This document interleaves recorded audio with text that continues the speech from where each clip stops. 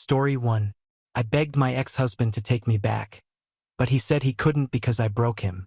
I don't know if this is the right place to put this on, yet the title of the group fits the situation I place myself in. I am posting because my therapist suggested that I should just let it all out, and oddly enough, Reddit seemed like a place to do it. So here it goes. I 42F cheated on my husband, 42M, 3 years ago. It destroyed my family, and I regret it every day. My husband and I got together when we were 19. We were nowhere near each other's first, and for 22 years I thought we were happy. Sure, he has his moments when his temper gets the best of him, but he's the kind of guy that wears his heart on his sleeve and takes a lot of shit, and when he blows up, he will grieve everything that has been bothering him. And I understand. I do the same thing and tend to say some heartless things towards him out of anger, and he never held it against me. Our sex life was great. Of course, he would love to have more. He would try every day, but as a stay-at-home mom of 5, 3 girls and 2 boys, I get tired, and he voices opinions when we don't have sex, and I found it to be annoying. Thinking back, we could have had sex more often. Yet, he does help around the house. He works 60 hours a week and makes sure I sleep in on weekends, and I wake up to a nice clean house and breakfast. As the years went by and the 3 eldest began to head off to college, I was feeling that emptiness syndrome. I was bored, going a bit stir-crazy. I still had my 2 boys, but they were in junior high and didn't need me really. My husband saw this and encouraged me to get a job. In hindsight, I should have told him no, should have gotten a hobby, should have done a lot of things differently. My husband is a bit stocky, slightly overweight, but handsome. As for me, I seesaw between 150 to 210 depending on the year. When I started working again as a customer service rep, I was 160, and I felt great. I haven't been in the workforce in 21 years, and it felt good to be back working. As the months went by, I began hanging out with the younger 25-year-old coworkers from the office. That was encouraged by my husband because I lacked female companionship. I used to shove him to go hang out with his coworkers, so it was only fair that I did the same. And those girls put ideas in my head. They made me think that I could do better, made me think that my husband wasn't sexy enough, made me think that I was held back. Even one of my male coworkers stated that my husband is a beta pretending to be an alpha, and I ate it up. At the time, I thought my husband was all bark and no bite. Yes, I used to see him argue with people who would run their mouth, had no problem stepping up to them, but I never saw him get into a fight. I don't know where that came from. I loved him. I honored him in return. He honored me. All of our friends always told me how lucky I was to have him, and I did feel lucky, yet somehow they all got in my head and I guess my love for him. This little nudge kept going every time my coworkers and I talked, and eventually, I began flirting with the same male coworker who called my husband a beta. He was the same age as me and he was handsome, physically fit, and as the weeks went by, one thing led to another. He made the first move and I just went with it. We were having sex every chance we got. I felt younger, desired, and I treated my husband like shit. I denied him sex, poked fun at his weight, even tried to make him think that he was crazy when he questioned our relationship. I had no clue where that came from. Thinking back, I don't know why I was acting like that. I don't know who that person was. I realized how bad it was when my husband crushed a glass cup with his bare hand, staring at me with hateful eyes during dinner. "You have a hickey," he spat, while he wrapped up his palm and left for urgent care. My sons looked at me in shock. The eldest of the boys' eyes turned beet red before he ran off. I called my lover and yelled at him, and he told me that he wanted to mark his territory, and I felt disgusted. It was the first time I felt remorseful about what I'd done. It was after midnight when he came home and looked at me dead in the eyes and asked how long I wanted to deny it. I wanted to tell him no, but I saw it on his face, so I told him, "For months. Did you suck his dick?" I said nothing. He walked around me only to stop short by my ear and said, low enough for me to hear, "I want to divorce you, fucking slut." I was so angry that he called me that. He never talked to me like that before, and all I could do was cry, especially when I noticed our boys staring at me at the foot of the stairs. They looked at me with such rage, and I was angry at him for doing that out in the open. I should have been angry with myself, should have been disgusted at myself, but I had these blinders on. and my husband instantly checked out. It was like a light switch, and just like that, his love for me was gone. My female coworkers rallied behind me, convincing me that I was making the right choice, and I could spend more time with my lover, and I bought into it. I didn't want the separation period. My husband moved out of the house and into an apartment a half-mile away. My sons were treating me like shit, and my daughters refused to speak to me. My lover began coming over to the house despite my protesting, but he just came over.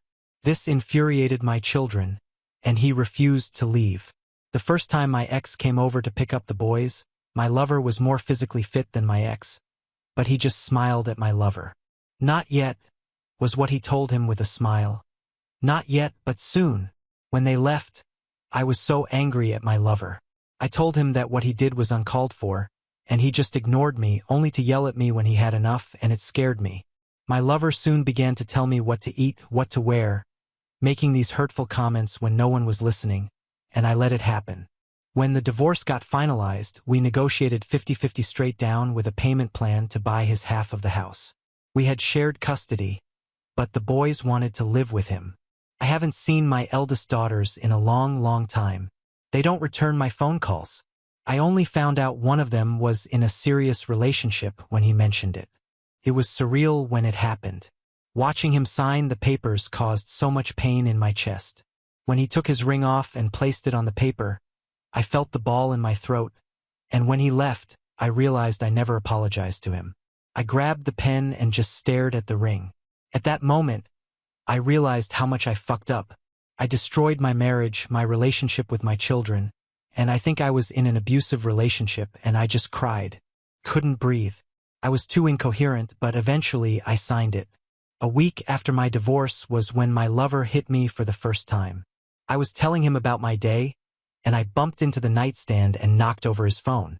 He gave me this look, slapped me, and called me clumsy. I called my ex, and the first thing he asked was, "Does he touch my children?" I told him no, and he just hung up. I cried so hard that night. Soon my lover got comfortable using his hands. It went on for 2 months, and at the time I felt like I deserved it. My ex never laid a hand on me. My lover did, and to me it was karma. It only stopped when he hit one of my daughters who was home from college due to COVID. She was the only one who wanted to stay at the house. The 2 older ones stood at their dad's. One phone call from her, and my ex walked into the house, offered my lover a free hit before beating him into a bloody pulp. My ex was stone-faced the entire time, no emotions. I had to beg to stop him. He looked at our daughter's bruised face and asked her what hand did he use to hit her, and he broke his right hand by stomping on it. When it was over, my ex took him and dragged him outside. Not once he looked at me, not once acknowledged me. He took him to the hospital and told the ER that my lover fell down a flight of stairs. My husband stood by my lover's side. I do not know what they spoke about, but the following day my lover quit the job and left me. I kept working, and my ex began screwing some of my single friends, even a couple of my coworkers. One of them was the girl who convinced me to cheat. I only found out after the fact when my coworker was stressing over him, bragging to the other girls how he blew her back out, constantly asking me about him and why he won't return her phone calls. It hurt me to know that he was doing that. I think he was doing that on purpose. I dated a few guys, but it never lasted. I'm a single mother of 5 children. That seemed to push men away. Then there was the sex. Looking back, even with my lover, none of them could satisfy me the way my ex could, which made me wonder, why did I allow this to happen? I was happy. How did I let myself get manipulated? I don't understand why. During this time, my house was always quiet. My boys were either locked into their room or at their dad's. My daughters, with the exception of my 3rd born, refused to talk to me, and it was hurting. My ex saw this, and he conducted a family meeting. He had all the kids in the house, and I was happy to have all of our children under the roof, but the majority didn't want to be there. He began telling the kids to talk to me, and my youngest called me a whore. This shocked me. It hurt me so much, and my ex slapped him right in front of me. "Have I ever called your mother that?" he barked, and our son shook his head. "Your mother takes care of you. She loves you, and you will respect her. What happened between us has nothing to do with you all. All of you will start respecting your mother. Do I make myself clear? He looked at all of our children, and it spoke volumes, and my relationship with my children began to improve. During the second-year anniversary of our divorce, we were civil. We laughed, talked. He constantly came over to the house to fix things, to talk about the kids, and for a while, I had my husband back, and I leaned in, but he shoved me and said, "No," before walking away. A month later, he began dating our youngest teacher. She's 10 years younger than him, and they have a lot of common interests. She's extremely attractive, and I tried to be civil while they were dating, but it hurt seeing him looking at her the way he looked at me, how he touched her, made her laugh.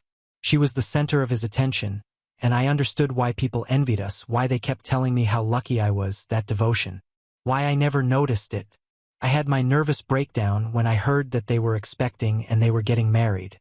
I woke up with him by my side, wiping the stray strands from my face, and I just cried, begging him for forgiveness for destroying our family, and he said nothing. He just let me talk while holding me. He visited me every day, only leaving my side to talk to his fiancée, and she even came over to check up on me. I don't deserve their sympathy, her kindness. She even found me a therapist that they paid for. My therapist was blunt to say the least. She said I was having a midlife crisis, and instead of talking to my husband, I allowed these young women to manipulate me. She explained that they wanted to sabotage my marriage because they were single, most likely will never marry, and saw me as easy prey. Misery loves company, and the fact that the main instigator screwed my ex-husband only proved it. After a few months of sessions, she saw how I am still struggling with it, and she suggested to post on Reddit, create a throwaway account and let the pain flow. It is therapeutic and a unique alternative to group therapy. My ex-new wife is a lovely person. She comes over a lot to check up on me. She talks to me, makes sure I'm okay, and as much as I want to hate her, I can't. She's too nice. And their twin boys are beautiful. My ex also comes around to make sure I'm okay. If I'm eating, telling me that despite what happened, I will always be the mother of his children, and he will always be there for me as a friend. He even came over last Saturday and let me sleep while he cleaned up the house and had breakfast waiting for me. That made me break down and cry. I miss him so much. I miss my husband. I miss my best friend. Till this day, I don't understand how I was so easily manipulated. I'm so alone. My kids are here, but we're not as close as we used to be. But they're here, yet the one person I want the most is not. He moved on, and I'm the reason why. Someday I will move on with my life, but for right now, I deserve this. I deserve everything. Edit.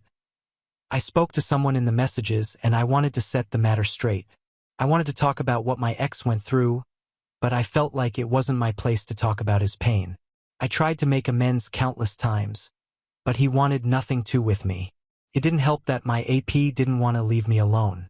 No matter what I did, he just wouldn't leave me alone. I felt trapped. During the affair, I was in this weird haze. It's hard to explain. It was like an out-of-body experience. That day was supposed to be the last time, and he left a mark on me. I remembered when I begged my ex to give me another chance. It was days after he found out. He just looked at me and walked away. Only 3 times he spoke to me. When he tried to be civil when signing the divorce papers, when I called him when my partner hit me, and the day after he nearly killed my AP. On that day, he unloaded everything on me. As I mentioned before, he has a habit of letting everything fester before he explodes. He yelled at me about my stupid choices, about destroying him, how he doesn't have the luxury to mourn our marriage because he needs to be strong for the kids, and I just cried because I broke this man, the strong man who would have tried to find a way to freeze hell if I asked him. I apologized, but he didn't want to hear my apology. He told me that my AP will never bother me again and left. It took a year before we became conversational. Before that, he wanted nothing to do with me. When he started fooling around with some of the women I knew, I just let him be. I knew why he was doing it, and I felt it was well-deserved. It was after that family meeting when he began acting civil for the kids' sake, and during that time I truly realized what I destroyed. After the family meeting, little by little, my kids began to talk to me again. My youngest took the longest, but I tried. Oh God, did I try to make amends with the kids? I needed to fix what I broke with them. They were my top priority. As the kids saw my efforts, they slowly opened up, but not as much. During that second year, seeing my kids laughing in the house while my ex-husband joked around or helping around with chores, cooking on the grill and dancing with the girls, I thought that if I made the effort, showing him how much I was sorry, that I could win him back. I did everything that I could, asked for couple counseling to start over, wearing every outfit he bought me, his favorite perfume, had my hair just how he liked it, but he just ignored me. That's why I tried to kiss him that day. I thought there was a moment, but he stopped me. I cried, I pleaded, and he just looked at me. He told me that he couldn't be with me because I broke him. He will never kiss me because I had another man in my mouth. He will never hold me because I had another man touch me. He will never sleep with me because I allowed another man to sleep beside me. I pointed out the women he had been with after our divorce, and he made it clear that it happened after our divorce. What I did was during our marriage.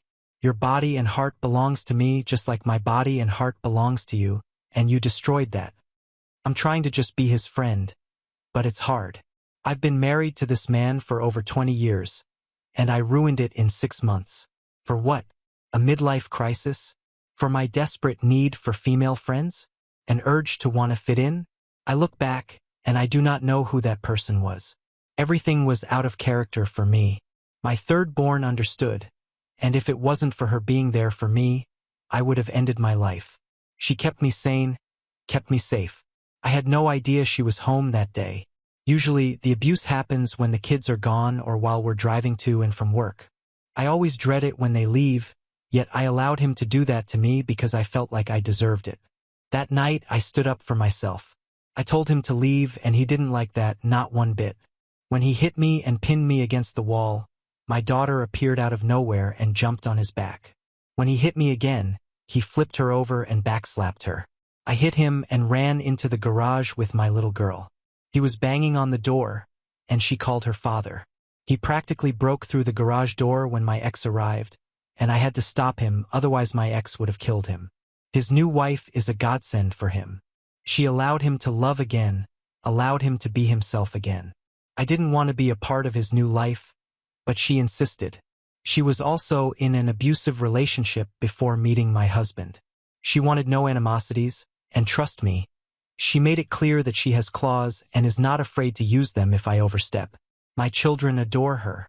She was the English teacher to the majority of them after all. I just have these moments of overwhelming guilt that is crippling. Yes, I still work for that company, and I eventually became a manager and fired those women. I knew all of their dirty secrets, so getting rid of them wasn't an issue. I just miss what I had. That's all. Now on to the next story. Story 2. Before we start, if you're enjoying this video so far, please consider liking and subscribing to the channel. Now let's continue. My cheating wife left me during quarantine when she went out of state to sleep with a married man who will never divorce his wife for her. I 33M. My wife 27F. We've been together for 7 years, married for 2. Basically all of my wife's 20s have been with me. We have no children. We've never had any major fights or arguments. I always made it a point to fix any issues as they arose. One thing my parents taught me is never go to bed mad, and it's something I honestly have always tried to live by. The only major issue has been my low testosterone and erectile dysfunction. Her libido absolutely dwarfs mine. I tried to explain it to her. I want to have sex, but sometimes it'd be like if someone asked me if I wanted to go watch golf. Zero interest. It's something I didn't work as hard as I could to correct. My doctor prescribed testosterone injections, but I'm definitely afraid of needles and didn't inject myself. My wife is the same way and didn't inject me, so I relied on the little blue pill to perform. She didn't want to know when I took it so that it could feel spontaneous. This put a huge strain on our romantic life. Beyond that, we've always been happy. In early August, I got COVID and quarantined for 7 weeks, long story, by myself. She went to stay with family. This was a very long, almost 2 months for me. I never left the house except to get tested again, and when it was positive, I went straight back home. The cabin fever was real. My wife came over every day after work. She'd leave groceries on the porch. Then she sat in her car in the driveway. I stood 8 feet away and we just talked for a while. I looked forward to those 30 minutes more than anything. It was the only face-to-face human interaction I got.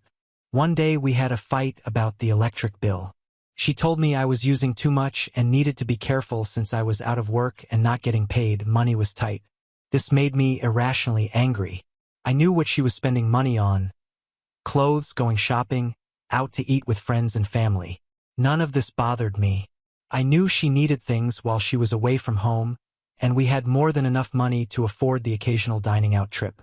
I had never mentioned any of this spending to her, so for her to pick at the electric bill really irritated me. I was there 24/7 for a month, of course the bill would be higher. So I made the smartass remark, "I guess I'll just turn everything off then." Childish, I know. I regretted saying it as soon as said it. I knew she was only worried about the bills. I apologized for handling it poorly, told her I was frustrated at being cooped up. She didn't talk to me for 3 weeks.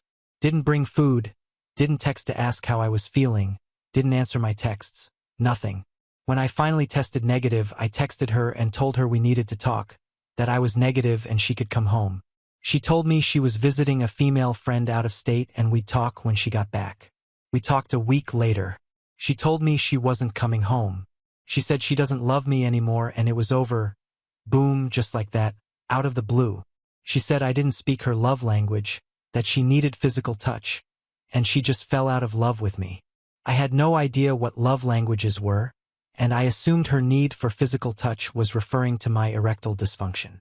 Like I had never heard of the book about love languages, so I Googled it, found it on Audible, and listened to it at work twice.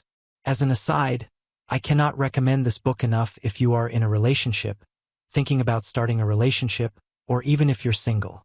This helped me understand what my wife needed to feel loved. I love you isn't always enough. If I get nothing else out of this marriage, this knowledge alone will help me in my next relationship. Armed with this new knowledge, including that I even had a love language and she hadn't been speaking it either, I asked her to have lunch so we could talk. I told her I read the book and I understood her now and that we can totally fix this if we want to. I asked her if she knew my love language and she was a deer in the headlights.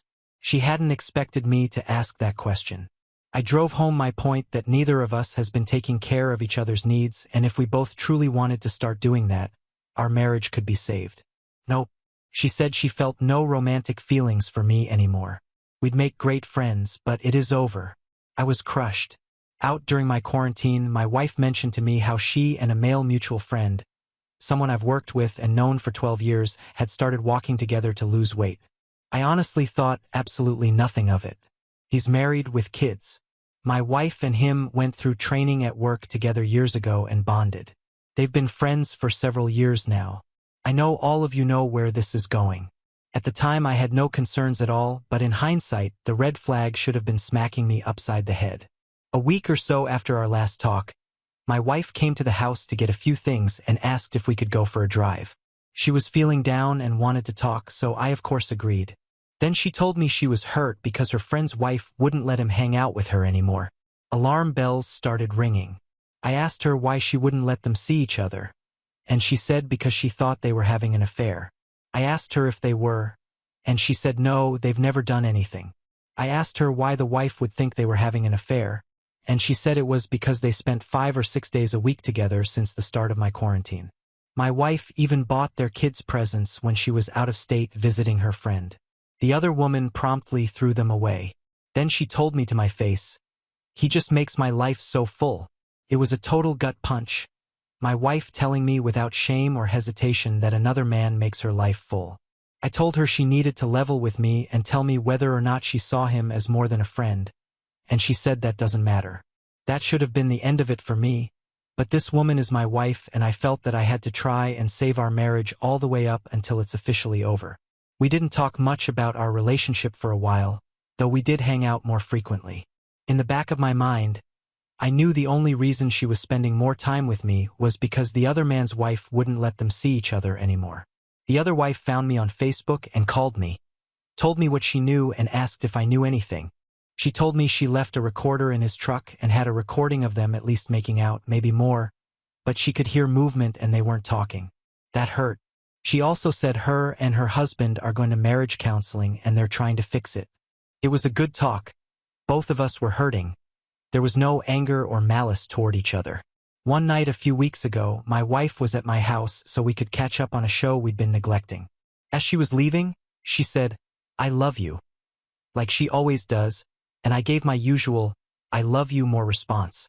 It's something we've always done ever since the first time we told each other we loved each other. This time felt different because we both knew the "I love you more" was true. We made eye contact and my wife immediately started ugly crying, full on hysterical sobs. She walked up to me and hugged me tighter than she had in months and just cried. I held her until she calmed down a bit, and then we went for a drive because that's the best way for her to calm down. We had a long talk. It was the closest we had come yet to actually trying to fix it. She said she had thought leaving me was the right choice for her, but now she had no idea. She didn't know what she wanted or what she was doing, and she just needed time to figure things out. She mentioned marriage counseling, and I told her that marriage counseling is a must before she moved back in with me. I told her I'd do whatever it took to try and fix it as long as we actually tried. I left that night feeling really optimistic that there was still hope, and then just a week later she was back to, "It is over for sure" mentality. So now we're in this weird waiting game. I'm still stupidly waiting for her to come home. She is waiting on her boyfriend to leave his wife. And in the meantime, her and I are still hanging out. She calls me asking if we can go do something because she's lonely, and I stupidly agree. I told her this should probably stop because while we're together she is just hanging out with a friend. I am hanging out with my wife. Since she left, I did go to my doctor and get on antidepressants and testosterone. I asked my doctor if she could inject the med for me, and she is every week. I do feel a lot better, either because of the happy pills or the testosterone, I don't know. As for my marriage, I'm still clinging to something that is probably gone. All of my plans for the future involve this woman. I couldn't wait to meet our kids. I couldn't wait to meet the woman she would be as a mother. I couldn't wait to experience the rest of my life with her. Travel, grow old, have grandkids, all of it. And now I'm alone in the house we bought, and I have no idea what my future looks like now. I'm lost. That's pretty much where I am now. Like I said, I don't know if this counts as an infidelity because she did leave me, though I am sure she had an emotional relationship with this man while I was quarantined, possibly before. If you've made it this far, thank you so much for reading. I know it was a long winding tale, but it helped a bit to get it all out. If you have any suggestions, advice, words of encouragement, anything, I could really use it right about now. Thanks. Update 1. I just wanted to thank you all for your comments. I read them all so far, and I'm reading them as they still trickle in. Too much to respond to individually, but I just want you all to know how much I appreciate you. Some were harsher than others, perhaps unnecessarily so, but in the end you all helped me understand that this is infidelity. This is an extramarital affair, and I should be pissed out of my mind. I've been so crushed at losing the woman that I love that I didn't realize that woman doesn't exist anymore. The woman I fell in love with died the moment she left me for another man. I'm just going to keep going one day at a time, busy myself with hobbies, revisit ones I've put aside over the years, something to keep my mind occupied. The hard part is moving past those random intrusive thoughts about her. They happen all the time. Something as simple as seeing a car in her favorite color is enough to do it. Oh, she'd like that one. Or smelling her favorite food, hearing our songs on the radio, eating at our favorite restaurants. She's everywhere even though she's gone. This is a hard, painful pill to swallow, and I don't really know how I'm going to keep going. It doesn't make me feel any better to come to this realization anyway. Thanks for all your comments and advice, and thanks to anyone who comments. I am reading them all, I promise. Update 2. I told my wife no. One piece of advice I kept getting in the last thread was to tell her no when she wanted to hang out, to stop being available for her whenever she wanted. So I went to where she's staying on Christmas. The people she's staying with have become friends of mine over the past years that I've been with my wife, so I wanted to wish them a Merry Christmas. My wife and I also had gifts to exchange. We went to her room to do this. She bought me some shirts, a wallet, which she buys me every year. I got her a couple expensive Funko Pops of her favorite characters in a TV show. She looked over at her desk at a video game and shook her head and chuckled.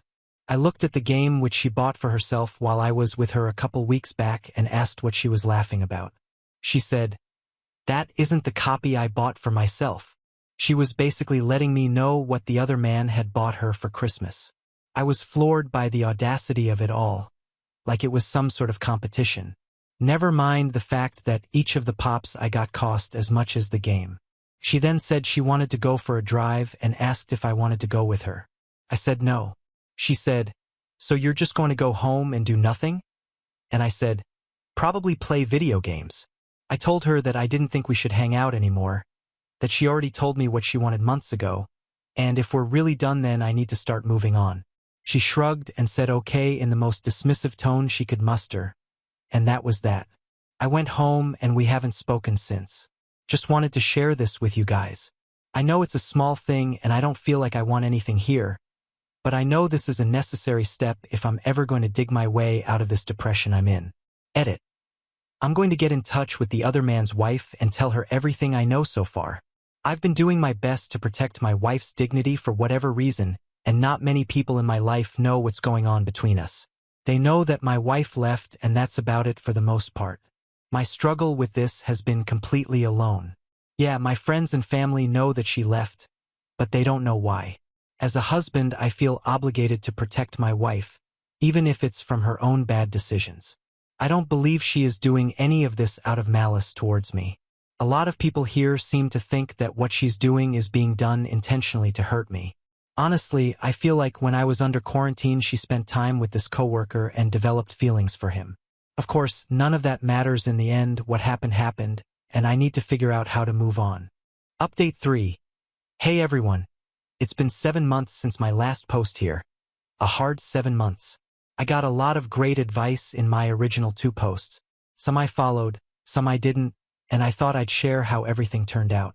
Shortly after the start of the year, I went mostly no contact. We didn't do lunch or anything at all, and most of our conversations were strictly business. What's the password to the Allstate account? Or, do you know where the Allstate account is? Sometimes we would go a month or more without talking at all. I know this isn't the absolutely no contact everyone suggested, but it's as close as I could manage. Despite this, I still foolishly held out hope of reconciliation. That hope waned as the months went on, and eventually I accepted that the marriage truly is over. She is still waiting for the other man to leave his wife and kids, but he hasn't done it, and it doesn't look like he will, but she's certain that he'll choose her one day. Today her and I went down to the courthouse and filed our divorce paperwork. She isn't fighting for the house or any money, so it should just be a quick and clean process. Now we're just waiting for the court to set a date to see a judge. She told me again that she wants to be friends, that none of this was easy for her. I told her that I couldn't be friends with her. I can't just act like everything is fine, maybe one day but not anytime soon. And besides, if she gets what she wants and the other guy leaves his family for her, he will not want her seeing me anyways. She said, "I'll do what I want." So I said, "Even if you get everything you want, if he leaves his family and picks you, you're going to ignore his feelings like you have mine?" She didn't answer. Most of our friends and family know that we're separated at this point, but most still don't know of her affair with the other man. I know the general consensus was to put her on blast so everyone knew the truth. The ones who need to know do know, and I'm satisfied with that. I am contemplating making a Facebook post just saying that we filed for divorce. I'm not going to go into details. The people who need to know the truth know, and I don't want to start drama before we see the judge. I've had a rough day. Mostly I'm just really sad. A lot of things I thought I was over have crept to the surface again. Mostly I'm just sad that the woman I love is gone forever, because when I look at her now I don't see the woman I married. I feel like that woman died a year ago anyway. It seems this chapter of my life is coming to an end, and now the process of healing and moving forward can begin in earnest. I don't know how long it will be before I try dating. I feel like I need to be 100% over this before I try. The next woman doesn't deserve to be elbow deep in my baggage. I have to learn how to flirt and date again. Wish me luck. Update 4. Today was our court date. We went and stood in front of a judge. He asked if we both agreed to the terms of our divorce decree. We said yes, and that was it. An 8-year relationship ended in 5 minutes. It was kind of a surreal feeling. I had been getting ready for this day to come for a year, but now that it was finally here, I realized I wasn't ready at all. While we were waiting for the judge, I just sat there thinking of all the good times we had and how we won't have any more good times in the future, at least not together. An overwhelming sadness overcame me. We used to make each other so happy at one point. I made a comment to her. I still can't believe all this happened. I thought I was going to be married to you until I died. And she said, well, it's not like we can't get married again in the future. And I said, no, we won't. This is it. I wanted to do marriage counseling, but you had no interest in fixing things. Why would we think anything would be different if we got back together? I asked her if her boyfriend had left his wife yet, and she said she doesn't have a boyfriend. So I asked her, then why is his picture on your phone's background? She didn't respond, so she still clearly is seeing him. I found out a while back that he quit his job. His wife gave him an ultimatum. Either he leaves the place where he worked with my wife or she would leave him. So clearly he has no intentions of leaving his wife, and for some reason my wife is still waiting for him. I am planning on giving his wife another call. I did end up making a post on Facebook. I kept it cordial, explained to everyone that we had been separated for a year, that we were divorced now, and I was thankful for all of her family loving and accepting me from the beginning. I asked everyone to keep both of us in their prayers. I kept the reason vague and didn't mention the infidelity. I know a lot of you were telling me to put her on blast, but in the end it just seemed pointless. Instead, I just said that our lives are taking us in different directions and there is nothing we can do to fix it. Her sisters know the truth, her mother knows the truth, her best friend knows the truth. They wouldn't let her paint me in a bad light if she started lying. Besides, the divorce is done. The property is mine. There's nothing left for me to do but move forward. Airing out our dirty laundry does not help me move forward. There were a lot of nice comments from friends, her family and mine. A lot of people were shocked, sad, they wished us the best, etc. So that's that. Now all that's left for me to do is turn the page and start a new chapter. I know it isn't going to be easy. I have a lot of things about myself and my life that I need to fix before I even entertain moving on romantically. But I'll get there. My sister made a comment that really struck home. I will share it here with the hope that her words help someone else. You have a full and wonderful life waiting ahead for you. A blank canvas. Don't let the stark whiteness keep you from painting whatever the heck you want. Go make this new unexpected chapter completely crappy. You are the single most incredible person I've ever known. People reap what they sow. You don't need to worry about your harvest, and I can't wait to see all the good things come to fruition for you. It's coming and you deserve every bit of it. Update 5. It's been over for a year now, separated since October 2020. Divorced finalized on August 11, 2021. She has since left her adulterous relationship and her partner and his wife are still going to marriage counseling. She has a new boyfriend and she chose what would have been our wedding anniversary to make her new relationship Facebook official. The other day my ex-wife called me for the first time since D-Day. We've been 100% no contact since then, so it was a surprise to see her name on the caller ID. I answered. This is what she said. Were your parents in town yesterday and did they use my number to buy steaks and soda this holiday season? The company we both work for, separate locations, gave us $100 tied to our phone number as a thank you. I told her, no, of course not. Not only would they not use her number, but my sister is currently borrowing their only vehicle, so they don't have a way into town. She said, well, they're the only ones I can think of who would use my card to buy steaks and soda. I said, well, they didn't. Your app has a receipt on it. Have the manager check the camera and see who it was. She said, oh, I will, don't worry. A couple hours later, she texted me again and said, found the culprit, sorry. I should have just left it at that. But her accusing my parents of stealing really pissed me off. First time I hear your voice in 2 months and you accuse my parents of stealing? My parents aren't thieves. I don't know what they ever did to you for you to think so poorly of them. Maybe next time check the camera before you make accusations. She said, wow, okay. I wasn't trying to say they did it on purpose. They're just the only ones I know who would buy steaks and sodas with my card. You need to get out of your feelings and stop treating me this way because I left you. Besides, your dad would have been the one shopping and he's always too inebriated to know what's going on. And that was when something clicked in my head. This whole time I had been thinking about what we could have done differently. What if we had gone to marriage counseling? Would it have helped? My parents have been nothing but good to her for our entire relationship. My dad never did anything for her to talk about in that way. She said it just to try and hurt me. What followed was the first real conversation we've had about everything. I learned that to this day she genuinely believed she did nothing wrong. It wasn't an affair because even emotional affairs don't count. She's allowed to have feelings for another man if she never does anything physical.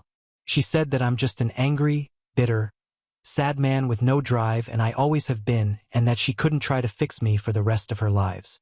This is untrue. I was happy with her regardless of how I felt lately. We had good times together. I realized that if she genuinely believed she did nothing wrong, we were doomed anyway. Even if we had tried to fix it, it never would have lasted. Even in the conversation about the steaks and soda, she couldn't give a genuine apology for accusing my parents of stealing. Instead, she doubled down and attacked my dad for having an alcohol problem even though he has never drunkenly used her number. Instead of, as before, at the end of the conversation she said, "I will be coming to get my things soon. Be there or don't, I don't care." Yes, all of her things are still in my house a year plus later, right where she left them. Here she is trying to take control of me and my house and my life. Not going to happen. I told her. I have been packing and moving everything to the living room. Then I asked her not to bring her new boyfriend to my house when she came to get her stuff. She said, "Don't be ridiculous. He's across the state furnishing our new home." They've been together for a month and supposedly she's quitting her job of 9 years and moving across the state. Again, trying to hurt me. I've been as low as a crippled cricket's crap for over a year. I've been stuck in this cycle of depression and anger that I couldn't find a way out of. This one conversation with my ex-wife made me realize who she is and what I'm getting away from. She's a narcissist, a manipulator, a liar. I am hurting less now about it being over, but I'm left wondering if any of it was ever real for her. Either way, this chapter of my life is ending for real. When someone shows you who they are, believe them. The fog is lifting for me, and I hope it does for you too if you find yourself lost in it as well. Edit. So this post was a week ago, and in that time I've had time to reflect on everything. I am in a much better place than I was before the conversation detailed above. I've known all along that life needed to move forward, but seeing her say the things she did about my family and I along with her taking zero responsibility for her actions really made me see things differently. She wasn't who I thought she was, at the end, probably not ever. There is no going back and I no longer even want to or wish we could. Yes, I've been playing all kinds of video games. I briefly got back into photography, but my work schedule has kind of hindered that. I'm never out and about when the light is good. I want to start working out, see work schedule, and I definitely want to look for a different job. I'm considering opening a business of my own, resale shop, maybe used video games, I don't know. Or maybe I'll just pour more of my energy into my baby eBay store. Either way, I want a change of career as soon as possible. Update 6. I've been browsing herein r/SL depression for a while, mostly lurking in the shadows reading other struggles, reading the advice given. And I am so thankful to have been able to read all the words of encouragement these subreddits have provided. It has helped me immensely. Anyway, when I was 13 years old, I walked into the house after school. My dad was sitting stony-faced in his chair. My mother was wailing the worst, most gut-wrenching sound I've ever heard in my life. Her brother had just slaughtered himself because his wife was having an affair. That day has stuck with me my entire life. The agony my mom was going through was something that cut me like a knife. I never wanted to inflict that kind of pain on my family. So over the years, even when my depression got oppressive, self-slaughtering never crossed my mind. Since my wife's affair, however, the call of the void has been coming more frequently. Passing thoughts like, if I could just turn my will slightly into oncoming traffic and all this pain will be gone. I could drive off this embankment into the lake. It'd be years before anyone found me. Or, when a cop was waiting in line in front of me at the store, take his weapon. These frequent thoughts scared the crap out of me. I know they're normal, but I'd have them so often. It isn't coming back. But that doesn't mean my life is gone for good. If you're just starting your journey to recovery, it can seem like an impossible thing. There's a period of time, and it's different for everyone, where it genuinely feels like life is over. There is nothing to look forward to or strive for now that your supposed partner in life has betrayed you. Friends and family will give you that old cliché, time heals all wounds. They're only it isn't coming back. But that doesn't mean my life is gone for good. If you're just starting your journey to recovery, it can seem like an impossible thing. There's a period of time, and it's different for everyone, where it genuinely feels like life is over. There is nothing to look forward to or strive for now that your supposed partner in life has betrayed you. Friends and family will give you that old cliché, time heals all wounds. They're only place than I was this time last year. Am I 100%? Of course not. I don't know that I'll ever look at love or relationships the same way. To quote Pearl Jam, "Mafio, a love gone bad turned my world to black, tattooed all I see, all that I am, all I'll be." But despite that, I am finally feeling optimistic about my future and my life. If you're still struggling, I hope my advice here helps you and that you find peace soon. Life didn't end with your spouse's affair. I know you might not believe it now, I sure as hell didn't. But it is true. Update 7. Sometime in early 2021, my ex's AP left the company we worked at to preserve his marriage and finally ended his affair with my ex. I've seen him at his new job a handful of times since all of this went down. We've made eye contact, but I've never said a word to him about any of this. Not during, not after. Had my ex-wife's AP been a stranger, I'd be more mad at my spouse than him, but I've known him for 12 years. I've always considered him a friend. We would talk about our families every day. He knew how much I loved my wife, and he screwed her anyway. I had no desire to confront him about all of this, especially since my life is moving forward and that chapter is closed as far as I'm concerned. But today a mutual friend reached out to me and asked if I'd be willing to talk to my wife's AP. My immediate response was, "Tell him I wish him well in life, but I have nothing to say to him." The mutual friend said, "I probably shouldn't tell you this, but he's not doing too good. He told me a few weeks ago that he's thought about slaughtering himself." I said, "He's not doing well?" And they said, "He feels really guilty about what happened. He said he lost a lot of weight and everyone started noticing him and he let it go to his head." I told him that yeah, he should feel guilty, he did it, but obviously I don't want him to slaughter himself.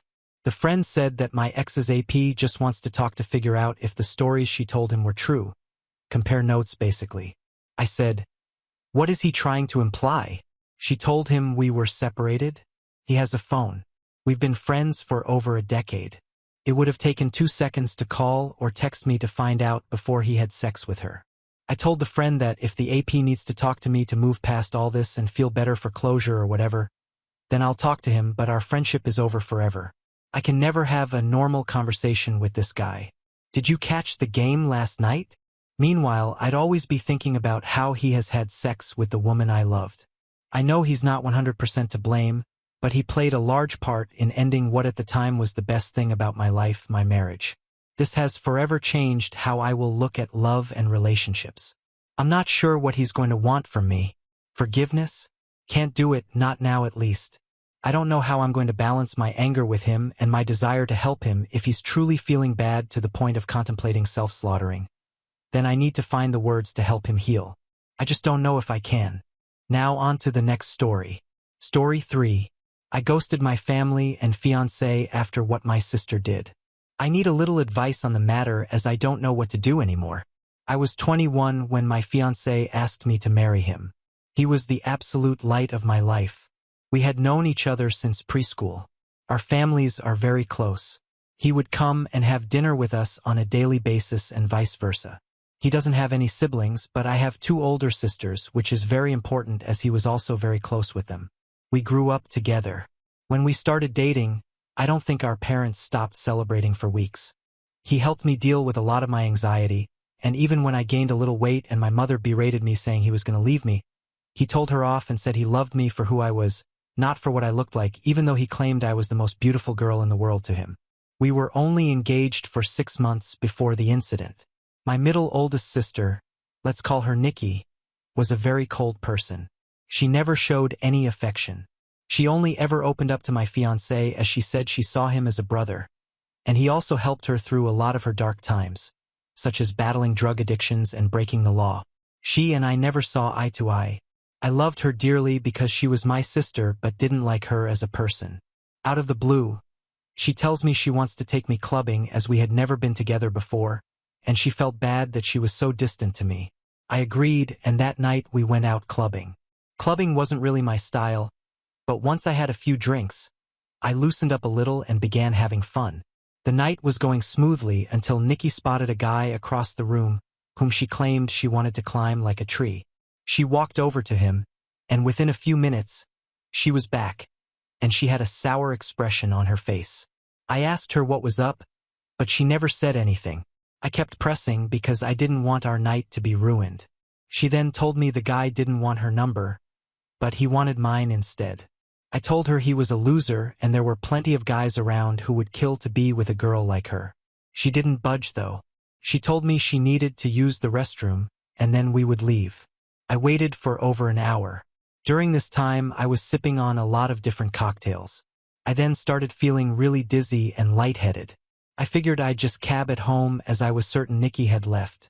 On the way out though, I bumped into a friend of Nikki's whom she had briefly dated. He asked me if I needed a hand to my car, and I explained I was getting a cab. He said he was getting ready to leave and we could share one. I told him okay, and we walked out of the club together and into the first cab we saw. I tried to find my phone in my purse, but I felt myself getting dizzier and dizzier. I don't remember what happened next as I blacked out, and the next morning, I woke up on a hard sofa, my head pounding. When I came to, I realized I was in Nikki's friend's house, and my phone was sitting on the glass table in front of me, but it was flat. When he noticed I was awake, he offered some tablets and water and explained that I had passed out in the cab, and he didn't remember my parents' address. So he just picked me up and took me back here where he laid me on the sofa. I told him I needed to go home as my fiancé would be worried. He called a cab and I left. When I arrived at my parents' house, my mother, father, Nikki, my fiancé, and his parents were all standing in the living room. I thought they were worried about me, but the instant I opened my mouth, my fiancé asked, "How could I do this to him?" I tried to explain that my phone went flat, but he then went on screaming about how could I cheat on him. I was baffled. Why would he think that? I tried to explain the night's events, but I kept getting cut off. Nikki then chimed in and said I was a lying slut and how could I be so heartless to a man who has been there for me through thick and thin. And then she went on to say I kept flirting with random guys all night, and then when she went to the bathroom, she saw me leave with her friend. I told her what had happened, and she showed me photos on her phone where, as we were leaving, his hand was on my back ushering me outside. Yes, the photo did look horrible, and I was so drunk I didn't even realize his hand was on my back at all. My fiancé was so angry he kept shouting, and his mom and mine were both crying. I then asked Nikki to call her friend, and he would confirm nothing happened, but when she called him, he told a completely different story. He said I begged him to take me back to his, and when he did, we slept together multiple times. I saw red and started crying and yelling at Nikki because I knew she had organized this whole thing to make me look bad. I begged my fiancé to believe me, but he just shook his head and left. When everyone had cleared out, my mother slapped me across the face and told me to get out. I left and went to a friend's house where I stayed for a few nights. During those nights, I called my fiancé crying and pleading with him to believe me that nothing happened. But it all fell on deaf ears as he never returned any of my calls or texts. My mom texted me and told me she was kicking me out and that she couldn't believe I would do such a thing and a lot of hurtful other slurs I don't think I could repeat here. She didn't even give me time to get my things as she threw everything out. I was now homeless. None of my family would take me in as they chose my fiancé and mother's side. I was homeless and single in less than a day and a half.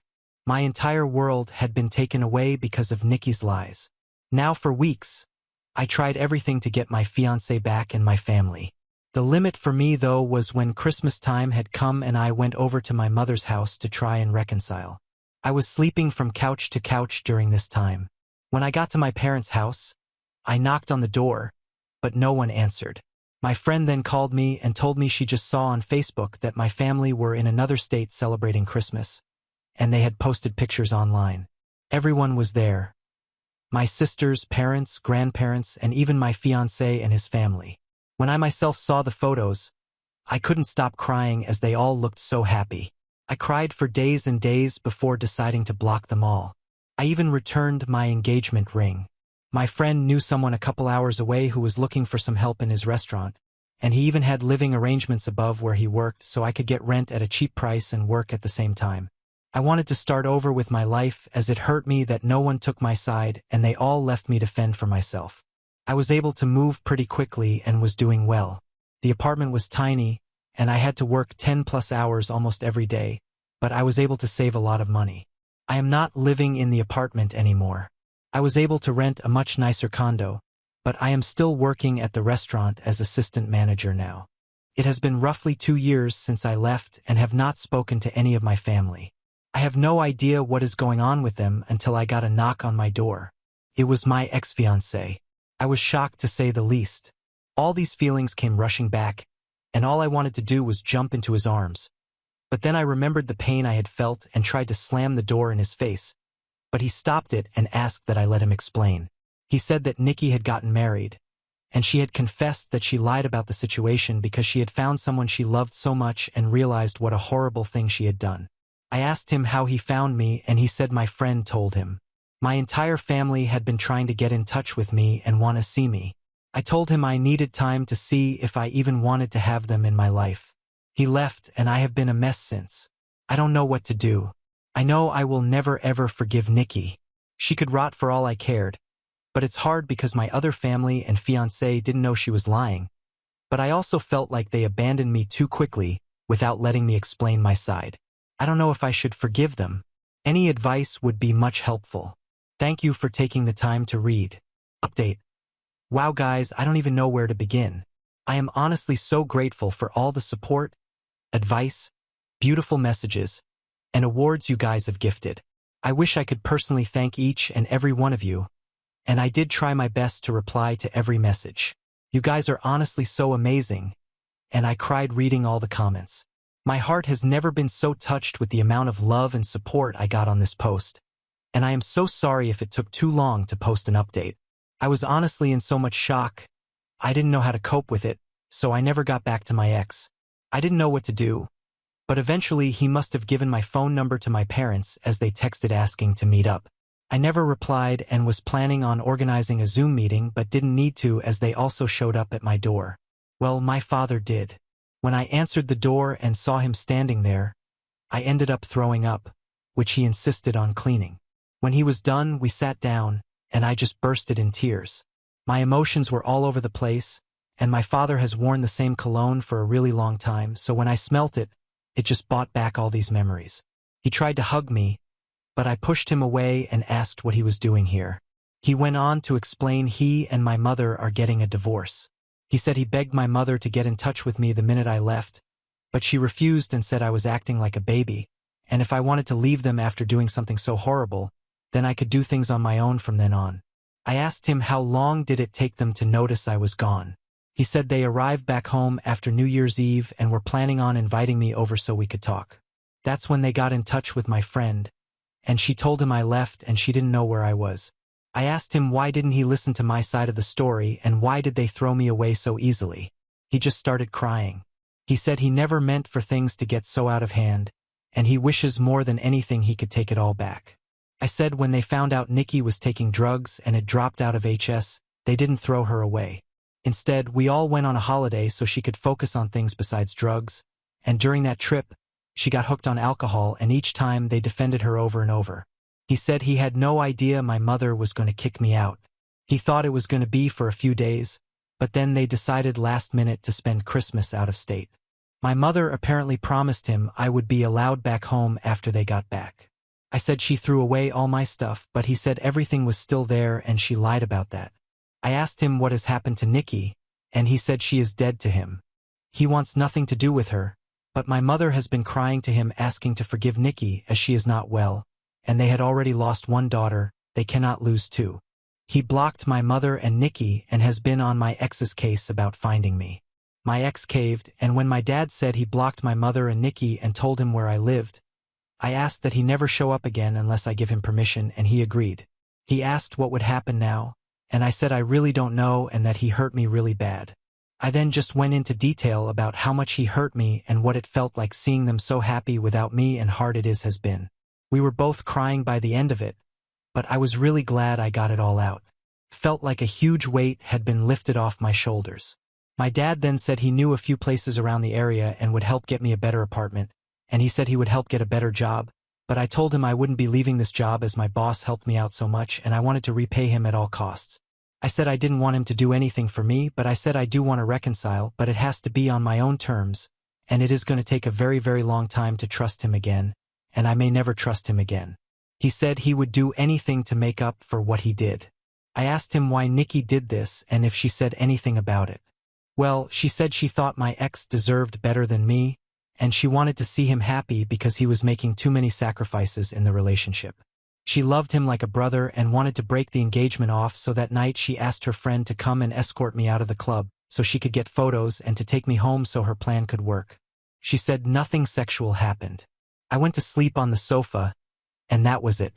He was up playing video games all night until I woke up, which he has proof of apparently. My dad was planning on getting my stuff from my mother's house and bringing it to me, but I told him I didn't want those things anymore. I then went to ask about Nikki's husband, and he said my mother has been hush-hush with the entire situation, but he had his number and wrote it down for me. After my dad left, I decided to call Nikki's husband. I was sweating the entire time and felt so sick. What if I could hear her in the background? Well, anyhow, when he picked up, I just spit everything out, which I deeply regret because I should have eased into it for him. He sounded really confused, and I explained the entire situation again. I even went into detail about her drug and alcohol problems. I was honestly expecting him to curse me out and defend Nikki. Instead, he let out a long sigh and, well, turns out he had a feeling she wasn't exactly innocent. Turns out her and his sister have been having problems, and she has been spouting non-stop lies about his sister and has caused a huge rift between them. His sister didn't even attend their wedding. I told him I was sorry, but he should make things right with his sister because Nikki was the problem, not her. We spoke a little more and he hung up. I'm not entirely sure what he is going to do with that information. I hope he cuts his losses and leaves her because he sounded like a really nice person, and even he has lost his own sister because of Nikki. So I have decided to reconcile with my dad.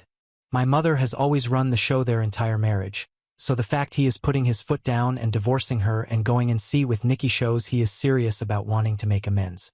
I don't think I will ever reconcile with my mother, as she thinks Nikki is a victim also in all this, and at this point, I don't care to listen to her excuses.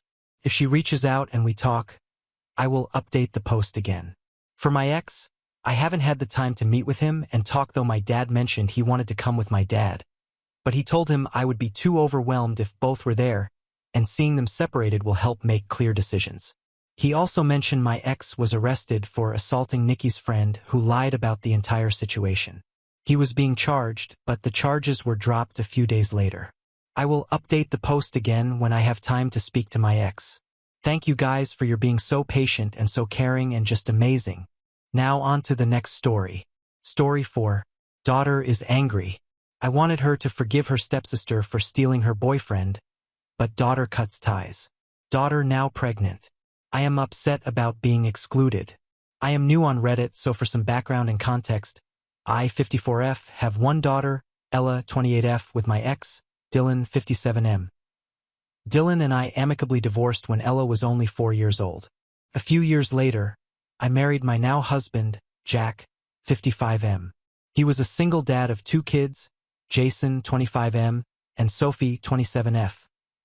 Jack and I also have a daughter, Bella, 17F. This is about Sophie and Ella. I always thought since they were closer in age, they would get along really well, and I was right. They were like best friends, and we were really happy in our blended family. When Ella was in college, she met this guy, Brian, 30M, at a cafe where she worked. They started dating. I was happy for Ella. Brian proposed to Ella in front of our whole family, and it was very romantic. Everything was fine until one day Ella came to our house screaming at Sophie. She claimed that Sophie had been sleeping with Brian. I told her she must be joking. Sophie would never do that to her. There was a lot of screaming until Sophie finally said that she and Brian are in love. This caused more commotion. We did have an extremely hard conversation with Sophie. She showed her remorse and was very guilty. We tried to talk to Ella that Sophie was sad and maybe she should forgive her, but Ella was having none of it. She went on to more screaming and bashing all of us that we are abandoning her and picking Sophie. That is not the case. I tried to make it as peaceful as possible, but Ella didn't want that. When Ella and Brian broke up, he started dating Sophie. They got engaged within a year. Sophie wanted Ella to be her bridesmaid, but Ella just said, "Over my dead body." I thought it was really cruel of her to say that, and she is being petty by holding on to the past anger. Needless to say, she didn't come to the wedding. Rather, she left the city to live with her father. She didn't contact us much except for Bella. I thought she might need some time to cool off, but I was hurt that she kept us out of her life. We only got some insights from Bella and Jason. She only sends me cards on my birthday, but hardly ever speaks to me. I think it was unfair. Anyway, one day she came to our place. Sophie and Brian were also there. She gave us an invitation card to her wedding with someone named Ree. I don't know much about him. She didn't even include us in the wedding party. Plus the venue was a 4-hour drive and the hotels in that area are expensive. We did agree to go, but at the last moment Jack got sick and I had to cancel it. When I told her the reason I cannot come to her wedding, she told me to not bother. She made the right choice by not including me in her wedding. She knew I was a bad mom. It really bothered me. I always wanted to be by her side, but the place and time she was getting married, it were not compatible for us. That was 2 years ago. She never contacted us again. Then a few weeks ago, my daughter Bella showed me a post on Instagram that Ella was pregnant. She posed with her stepmother with a caption like, "She will be a good grandmother." I was furious. How can she forget her whole family here? So I called her from Bella's phone and wanted an explanation. She replied that since I never bothered to be at her wedding, I don't deserve to be in her kid's life. She said it is not just her wedding. She claims I have never been supportive of her, that I do not care about her. She went on to blabbing that she never felt like she had my support, even when she got cheated on and I choose my stepdaughter over her. I told her it was not fair for her to hold that against me till now because it was 6 years ago. She has moved on and Sophie has moved on as well. She is being petty by holding on to something that happened years ago. So did I do anything wrong? Relevant comments were read. It absolutely tore the op up. Zest Tayo Sky 1921. Yes, you did everything wrong, but at least you're consistent.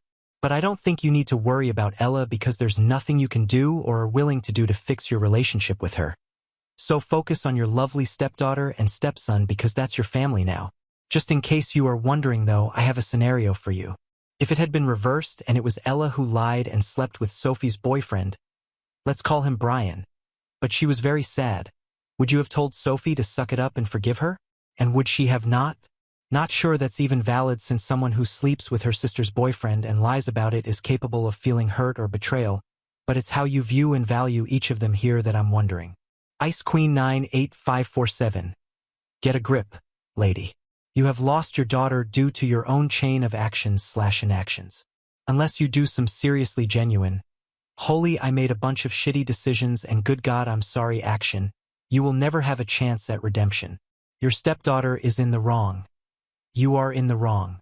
Either listen to the comments and make a change or live with the consequences of your selfish behavior. For hours is not that far to drive to save a relationship. Guess you suck. DV Kuno, you are the a-hole big time. At every turn you put Ella down. You don't get to decide that Ella should forgive Sophie and Brian. You don't get to decide to not go to Ella's wedding and still expect things to be okay.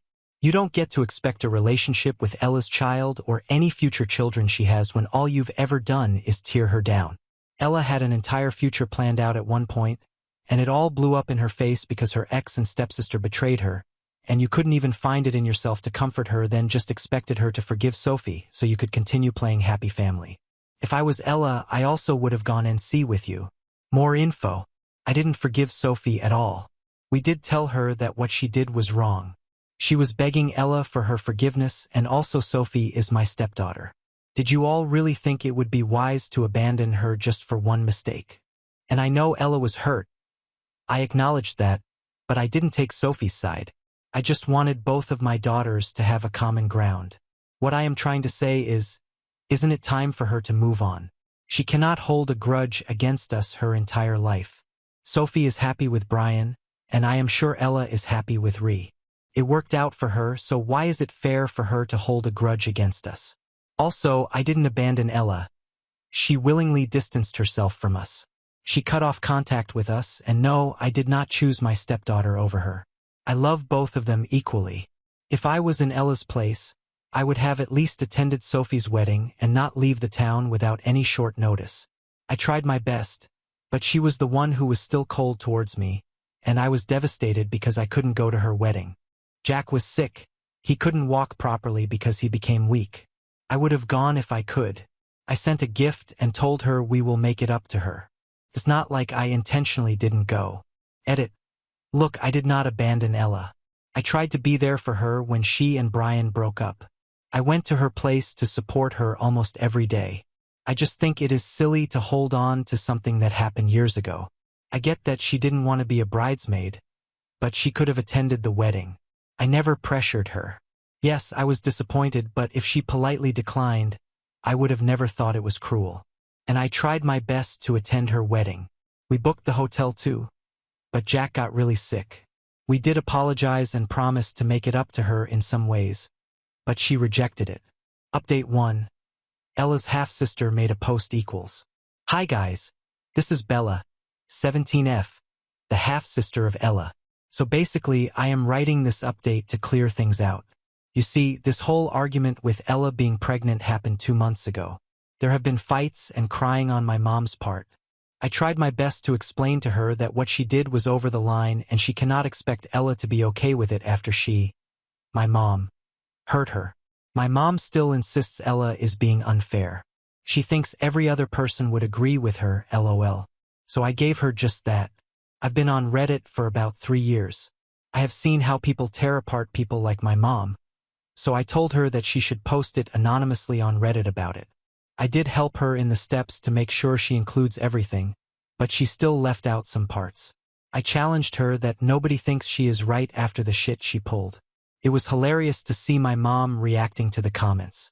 She genuinely thought people would be on her side, haha. She read the comments for 3 hours, you guys, even her PMs, and those were the cherry on top, seeing how people actually see her. She literally cried her eyes out. She is still in denial and keeps saying they don't know anything. Well, she had a breakdown of how cruel some comments and PMs are.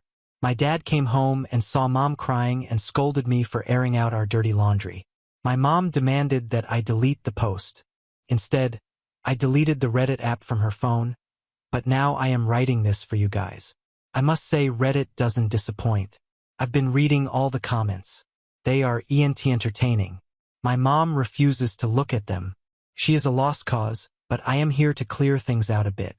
I am the observer of my family, so I have observed a lot of things. First of all, my mom didn't cheat with my dad, as far as I know, since some of you were suggesting the divorce with Elle's dad was amicable, but that's what I heard.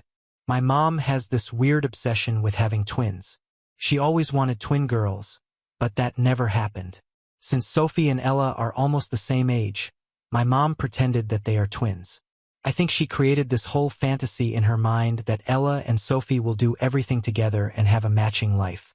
Though Ella and Sophie never had bad blood, they were far from being twins. They are like normal people, but my mom still wanted the twin lifestyle for them. Also, just like you guys pointed out, mom is the type of person who his family comes first. She wanted Ella to forgive everything and be okay with Brian and Sophie so that she, my mom, can show it off to people that in our family we always forgive and forget no matter how shitty the other person is. And Ella was ruining the Disney musical fantasy for my mom.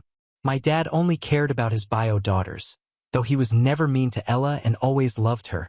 Blood comes first to him as well. Jason pretty much doesn't give a shit, and Sophie were not that close, neither was Ella and him. I am close with Ella. The only reason I showed my mom that Instagram post is so that I can show her what Ella is doing. She always asks me about her life. I thought this would bring some form of accountability on her part, but no, as you can see, I was wrong and I take full responsibility for it. Second thing, mom and dad did berate Sophie about her affair with Brian. Sop started the waters saying she will do anything to gain forgiveness from Ella. Sophie even said she will cut off all contact with Brian. But Ella was having none of it. I think my parents got manipulated by the fake waterworks of Sophie. That's why they kept pushing for forgiveness from Ella. And you guys asked what happened to Jack, my dad? Well, he fell down the stairs and hurt his back. I wasn't there because I was a bridesmaid at Ella's wedding, so I spent the whole week there in her town. Sophie and Brian were not invited. Jason was out of town too, but I still think if Mom made an effort, she could have easily made it to the wedding. She did try to say sorry and offered to pay for their honeymoon, but I don't think that is enough. I mean, it was her daughter, for God's sake. Lastly, my mom lied. Sophie and Brian are not a happy couple, lol. They look like they are on the brink of divorce. My mom still has no idea that Brian cheated on Sophie with a stripper at his bachelor party. Sophie forgave him because it was his bachelor party, so it doesn't count. I knew that she also cheated on him at her bachelorette party too. I don't have the evidence, but I just know. Also, a month ago, Sophie decided that she would also try for a baby. I am willing to bet that Brian will skip town when that happens, or he might not be the father, but we shall see. Finally, I am sorry for dragging you guys into my family drama.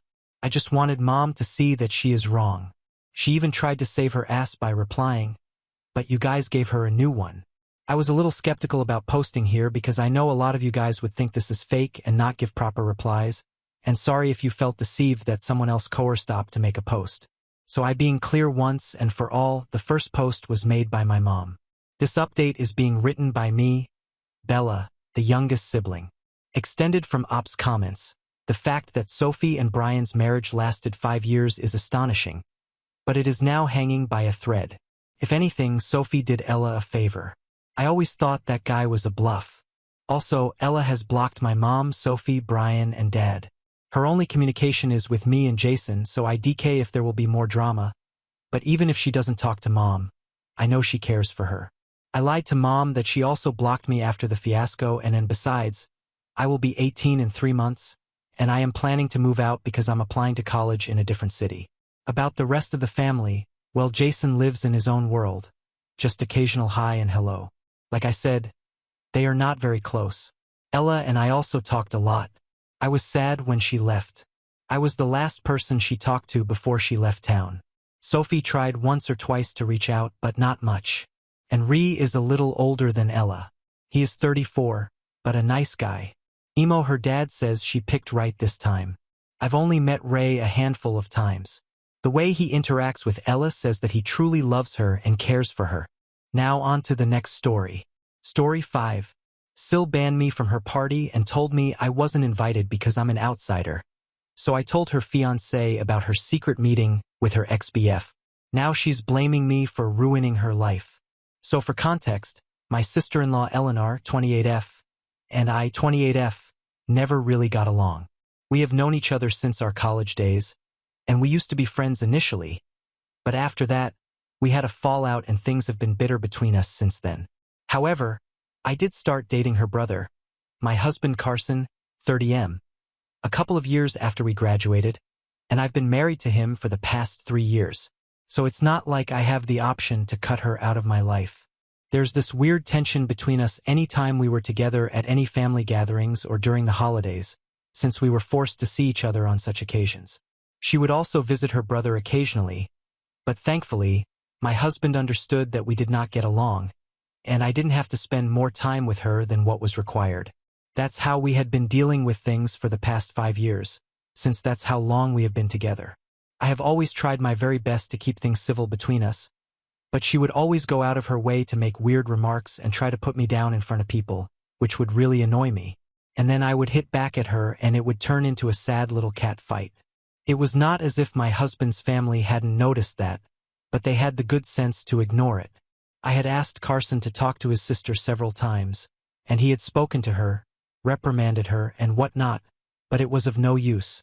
She just had something against me ever since we had a fallout in college, and she did not like the idea of us acting dignified in public. I'm just ignoring each other like normal grown-ups who don't like each other do, so she had to stoop down to levels that were completely unnecessary and take pot shots at me whenever she could. Recently, I decided that I was not going to entertain this BS anymore, and I would either ignore her entirely or just avoid events where she would be there. It kind of sucked because due to her behavior, the rest of the family also felt awkward to be around us, and it was just weird. So instead of hitting back at her, I decided to just ignore her, and I don't think she was taking it well because the last couple of times that the family got together, she tried to annoy me into getting a response out of me, but I just pretended like I couldn't even hear her. I eventually realized that her usual tactics were not going to work anymore. She decided to take it a notch higher and started bothering me on text, and I would have ignored that too. But then I noticed something that didn't quite sit right with me, and I decided to notify the people who I thought needed to know about what was going on with Eleanor, and now I'm getting a lot of hate for it, so I don't know what to do. So a couple of weeks ago, Eleanor purchased a vacation home for herself in Cabo with her fiancé Jake, 33M, which is good for her. Jake is a heart surgeon and he is doing pretty well for himself, so they can afford to do that. Eleanor works in a bank. She's pretty much in the same tax bracket as us, but she likes to pretend like she's better than us for some reason just because she has a rich fiancé. Anyway, when she bought that vacation home, she announced it on social media, but I don't follow her anywhere, so I did not know about it, which is why she felt the need to personally text me and let me know about this. She texted me that she had bought this and then proceeded to send me a bunch of photos of the interior and the exterior, and it was pretty beautiful. I did not know how to react to that given our relationship, so I just decided to leave the message on read. I had considered congratulating her, but it did not seem worth it to even respond to her, and I was right because when she realized that I was not going to text her back, she decided to inform me that she was throwing a party for everyone that she knew, including my husband, but she was not going to be inviting me since I was an outsider, meaning that I was not related to her by blood and neither was I a friend of hers. And she was texting me to let me know that she hoped that I was okay with this.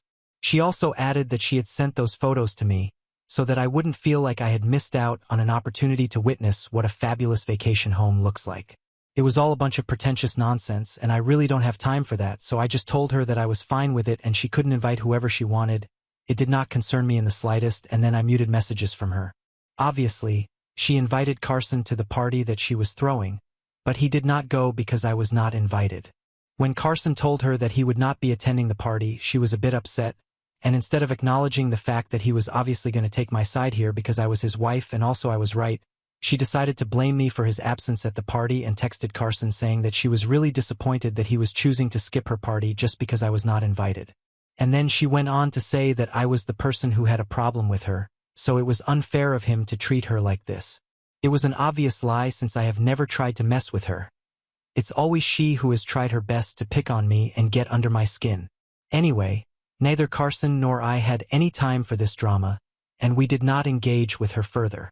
But then a couple of days ago, one day after the party had been held, she decided to reach out to me yet again, and this time I could not let this go unanswered. She hadn't invited older members of the family, but everybody who was around our age had been there, and it seemed like everybody had a great time there. Even our friends from college attended the party, and it was crazy. Unfortunately, Jake himself could not be present at the party because he had fallen sick at the very last minute, but he did not want her to cancel, so she went on with the event, but that turned out to be pretty fortunate for Eleanor for reasons that I will get to later. Anyway, the day after the party, I was just crawling through my messages mindlessly when I realized that I had received another bunch of photos from her. And when I opened her chat out of curiosity, I realized that they were photos of the party.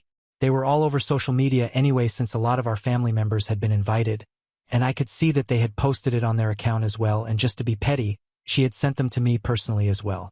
She had even said that she did not want me to feel like I missed out on a great party, so she was sending me those pictures to make me feel like less of a loser. It really got on my nerves because here I was trying to keep things civil between us, but she just couldn't tolerate that. I was very upset when I saw those photos and the message that she had sent, and I had half a mind to block her and give my husband an ultimatum saying that we could either seriously go no contact with Eleanor, or I would make sure that I never had anything to do with his family ever again because this was getting too much and I couldn't take it anymore since she was trying to rile me up constantly. But then while going through the pictures, something caught my eye, and it was the fact that in the background of some of the photos, I could see somebody who I recognized from college, but I would never expect him to be present at any event that Eleanor was hosting.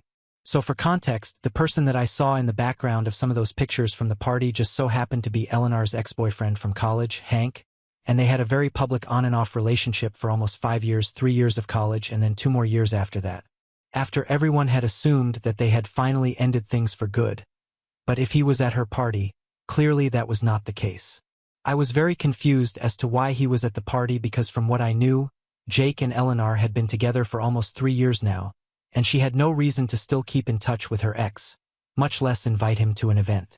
So when I saw those pictures, instead of talking to Eleanor about it, I decided to reach out to a couple of our friends from college who had been present at the party to ask them what was going on.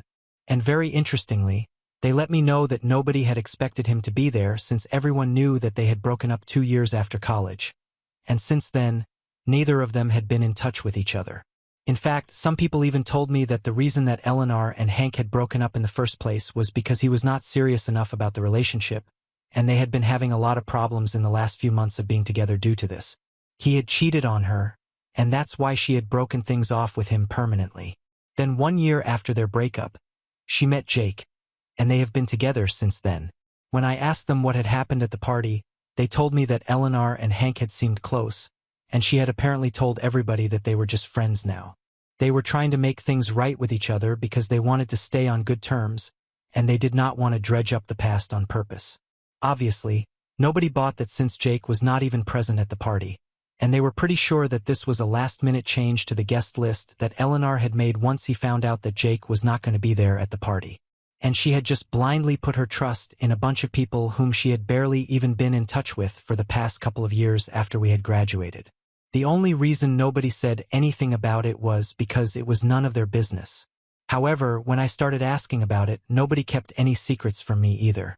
So once I knew the truth, I decided that I was going to talk to Jake about this, but before I went ahead with that, I thought that it would be more appropriate to talk to Eleanor about it first. I thought I should just give her a heads up that I'm going to bring this up, so she can at least be mentally prepared for this.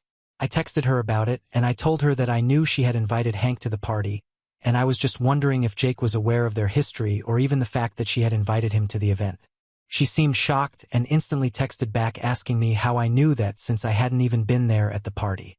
So I decided to send her the photos that she had sent me and highlighted Hank in a couple of the photos lurking and trying to hide in the background. After that, I had to wait for a couple of minutes, but then she sent me a long message about how she and Hank were trying to stay on good terms because she did not want to have any drama with anybody from her past because she planned on inviting our entire friend circle from college to the wedding, and so she wanted to make sure that he was a part of it as well because even though he was her ex-boyfriend, he had also been a really good friend to her, and that's all that it was. She trusted the people she had invited to the party, so she did not think that it would be a big deal since she was pretty sure that they were not going to talk to Jake about it. But she was still asking me to keep my mouth shut because she had unfortunately not spoken to Jake about this yet, and she knew that he would not be fine with finding out about something like this from somebody else. So she just told me to keep my mouth shut for a while, and then she would discuss this with Jake herself. Then I asked her why she hadn't spoken to Jake about it yet. I expected an honest answer since I was willing to keep her secret, but then she decided to be rude to me and told me that it was none of my business. She also went on to say that I shouldn't poke my nose where it doesn't belong and that I had to keep my mouth shut until she had spoken to him herself. Now I hope everybody realizes is that I was actually willing to keep her secret. All she had to do was be nice to me for a while, and I think anybody in her position would have had the intelligence to do so, especially since I'm holding on to something that I can use against them. But when I read those messages from her, I was so pissed that I didn't even think twice, and I decided to text Jake about it immediately and told him everything. After I had said everything to him and put it all in, I blocked Eleanor and turned my phone off because I did not want to entertain anyone at that point. I was really annoyed, and I only turned my phone back on once I had gotten home from work. Obviously, it was immediately filled with messages from Eleanor and, surprisingly, my in-laws as well. Everybody was really pissed that I had told Jake about this and said that I had no right to interfere in their personal lives. My in-laws are mostly just disappointed and said that there was no reason for me to go out of my way to talk to Jake about things that did not concern me just to create a fight, and Eleanor was really mad. She told me that after I told her about the fact that she had invited Hank to the party, he was furious and they are in a really bad fight right now. She's blaming me for all of it, but I really just think that if she had been nice to me and not taken that tone with me, I wouldn't have interfered. However, since the beginning of time, she has always tried to put me down, and this was just the limit for me. Even when I was trying to help her out, she still decided to have an attitude with me, and it just did not sit right with me, which is why I went out of my way to tell Jake and create drama. I don't see anything wrong with what I did, but I have spoken to Carson about it, and he thinks that I should have just let things be. He believes that it would have been a more mature move to block her and move on with my life instead of indulging her.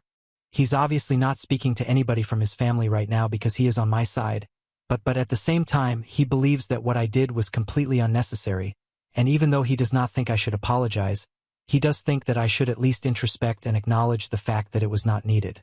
He thinks that whatever is going on right now is very high school drama, and I feel like he's right.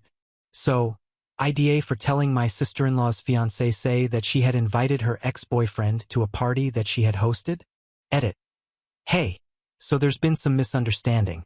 I guess my husband has never forced me to interact with his family. He would never do that to me. Every time that I would be a part of family gatherings and attend where I knew my sister-in-law would be present, it was of my own accord. He would never tell me that I had to attend these events with him, and he had tried to tell Eleanor several times that the way she was behaving with me was not fine and that she needed to get her act together, but she was the one who would never listen to him. I did not want him to have any contact with his family because that would make everything very awkward.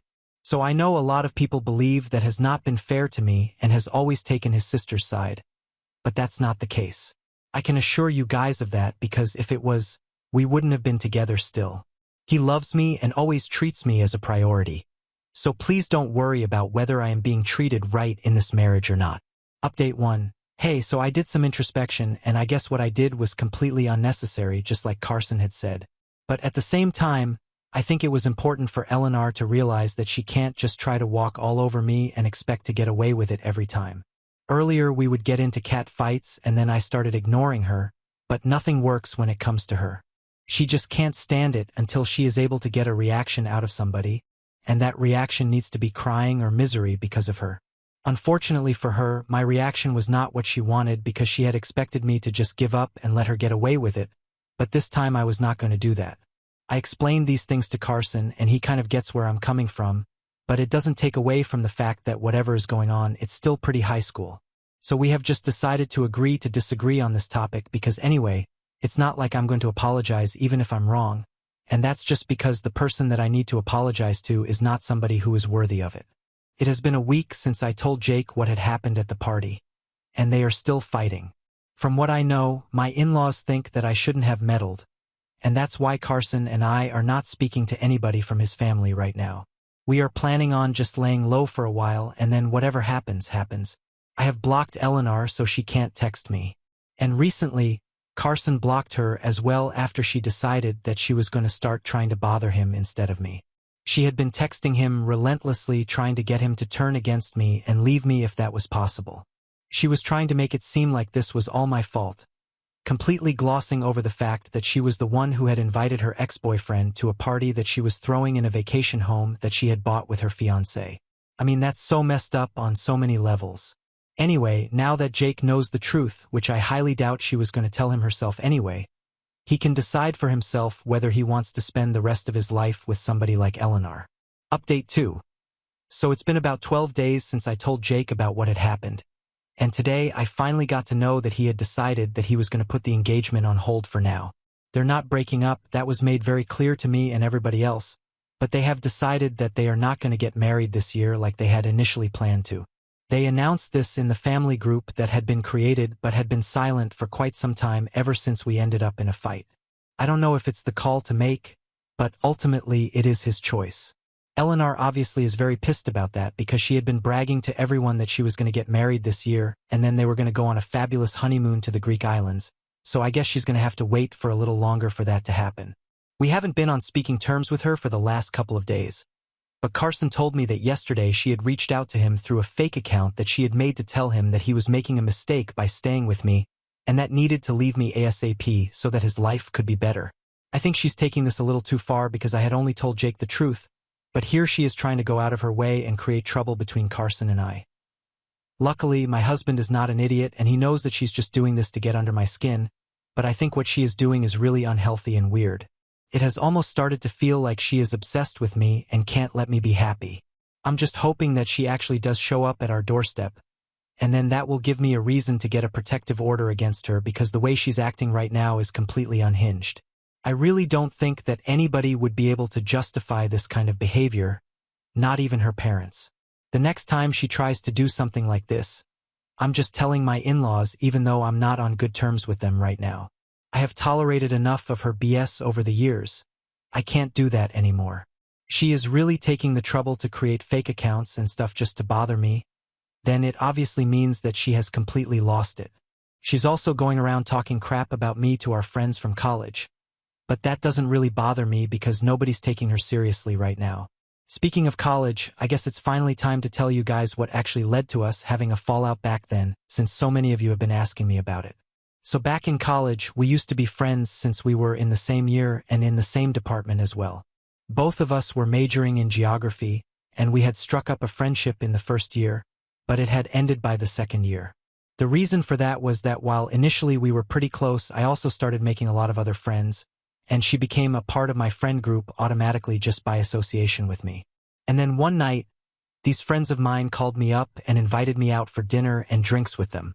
Eleanor was not invited, and the reason was that it was somebody's birthday, and that person was not close enough to her to invite her out. The next day when she discovered that we had all gone out without her, she got pissed, but mostly at me.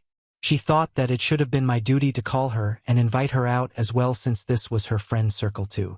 I thought that it was really petty of her, and more importantly, it was not my call to make because it was somebody's birthday, and I couldn't just overrule that person and decide that I was going to invite her out as well even though she was not particularly close to the person whose birthday it was. We were able to sort out that fight, and I thought that everything would go back to normal, but instead, she started trying to turn my own friends against me and started spreading really mean rumors about me, like apparently I was talking crap about everybody who I called a friend and had said nasty things about them. So I started losing my friends, and when I discovered that she was behind all of that, I decided to confront her, and we had a really nasty in-public fight. So since then, we have not been friends, and even when I started dating Carson, I had been kind of skeptical about how she would allow our relationship to last given her grudges against me. But then Carson and I really loved each other, and we made it work despite her best efforts to get us to break up in the initial stages of our relationship. It was an enmity that we had in college, and when I started dating Carson, I was ready to put all of that behind us because I thought it was too petty and childish to carry into our adult lives. But she was the one who did not want to let the past go. So even though I had tried to be her friend when I first started dating Carson, she rejected all my efforts, and then even though I made up my mind that I was not going to try and get her to befriend me either because it was just not worth it as it was very obvious that she wanted to pick fights with me and continue this weird and petty rivalry that we had. So since then, things have been bitter between us, and it's just never been fixed, and I would honestly blame it all on her. This is not my fault. Update 3. Hi. So it's been almost 3 months since my big fight with Eleanor, and we have not been speaking since then. After 1 month had passed and we still had no contact, I had assumed that she would let this go and not create any more drama. Carson and I have just stayed away from all family gatherings since then, and we haven't even been in touch with his parents since they have made it very clear they are on her side and they are blaming me for whatever happened between Eleanor and Jake. So we were not speaking to them either. We were cut off from that side of the family, and the people who were still in touch with us were a couple of cousins who believed that I was not at fault, and I'm thankful for them. Anyway, 2 days back, Eleanor finally showed up at our house to confront us and tell us that Jake had decided to not only break off the engagement, but also to end their relationship.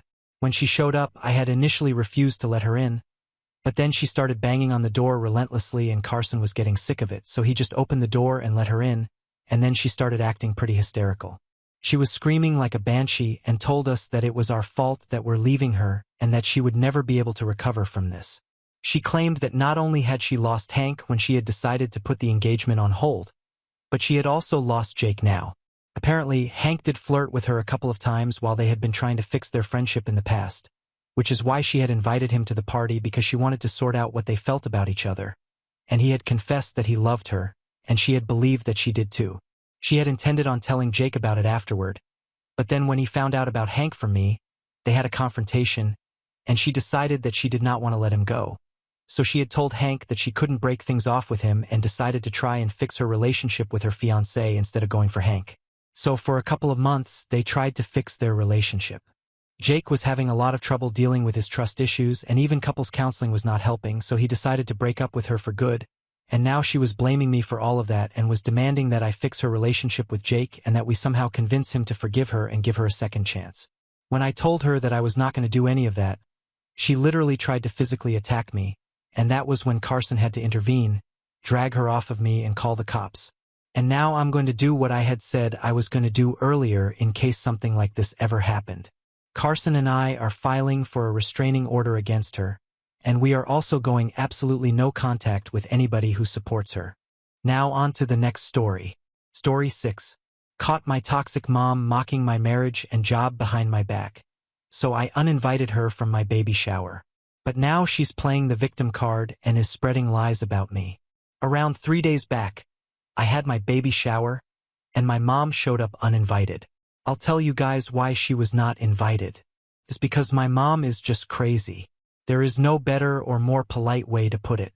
That's just how it is, and it has been like that for quite some time. I guess it happened when she and my father got divorced, and my dad started dating his coworker 2 years after that. I am 26F, my mom is 49F, and my dad is 52M. His girlfriend, Sally, is 38F.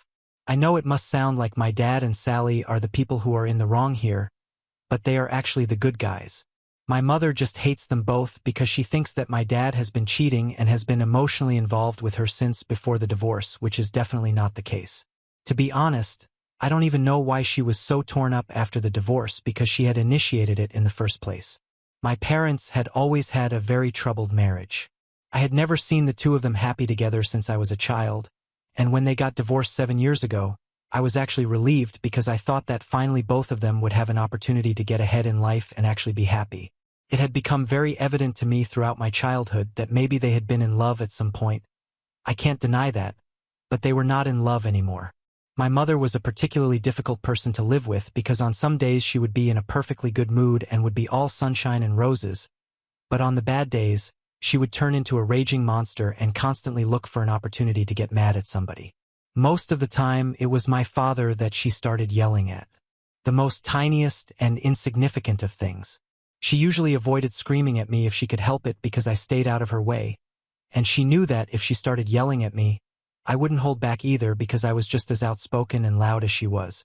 And whenever we did end up fighting, I always kept screaming and yelling right back at her until she gave up, so she kind of knew better than to mess with me. And that's me as a teenager, so you can only imagine how bad it must have been if she tried to pick a fight with me as an adult. That's why all her anger and frustration ended up getting taken out on my father. He put up with it for a long time, and even though he would fight back occasionally, he would mostly just ignore it and try to get on with his day whenever she had her little rage outbursts. He knew that she would go back to normal in a day or two and apologize to him, so he never bothered to get mad. Both of us are familiar with the pattern that my mom followed and weren't really bothered whenever she would start screaming about something. I would usually stay out of this and would only consult my father when the fight was done, or rather when my mother was done screaming at him. It was a difficult time for all of us. But then, out of the blue one day, my father called me up when I was in college, and he told me that my mother had filed for a divorce because she was not happy with him anymore. And after I had left for college, she had realized that all these years she had only been with him because of me, but now that I was gone, the glue holding the family was gone, and I was grown up, so she did not feel the need to stick with him in an unhappy marriage anymore. I remember telling him that I was thankful that was happening, and even he sounded pretty relieved that day. The divorce was an amicable one, and they wrapped things up pretty quickly. I was happy that they were separated now, even though it meant that it would be very awkward for them to be in the same room after that. I did keep in touch with my mother because she was mostly pleasant, except when it came to matters regarding my father. I guess you could say I had a complicated relationship with her, but I never thought about cutting her off, anything of the sort, because I think it would be a little too extreme. She was there for all of my birthdays after they divorced, even though it was kind of awkward for her and my dad would be in the same room, especially after he had started dating Sally. The two of them also attended my wedding, and for my sake, my mother would keep her mouth shut during the events. But as soon as she and I were on our own, she would start ranting about how much she hated Sally. She was convinced that my dad had been emotionally involved with her from before they got divorced, since Sally had been quite an old friend of his. But I can assure you guys that it was not possible because I know my father, and he would never cheat, even though he was miserable in the marriage. I know for a fact that he would never do this to my mom or anybody else for that matter. Also, he and Sally had started dating 2 whole years after the divorce. If they had really wanted to show that they had been cheating, they probably wouldn't have waited that long. Anyway, my point is that my mother was not right about the things that she believed, but no matter how much I tried to convince her, she would just not listen to me and tell me that I did not know anything. That was kind of frustrating, but I would understand that she was upset and did not let it get to me. She essentially believed that my father had traded her in for a younger model, even though Sally was just younger, but not exactly young, even though she was in her late 30s. I don't think that qualifies to be young, to be honest. She would pointedly ignore my dad and Sally every time they had to meet and make rude remarks about her to me in private. I did not find it nice because, to be honest, Sally was a really nice person. She and I had always had a very cordial relationship, and I guess that's what annoyed my mother about it because she could not stand the fact that I liked her.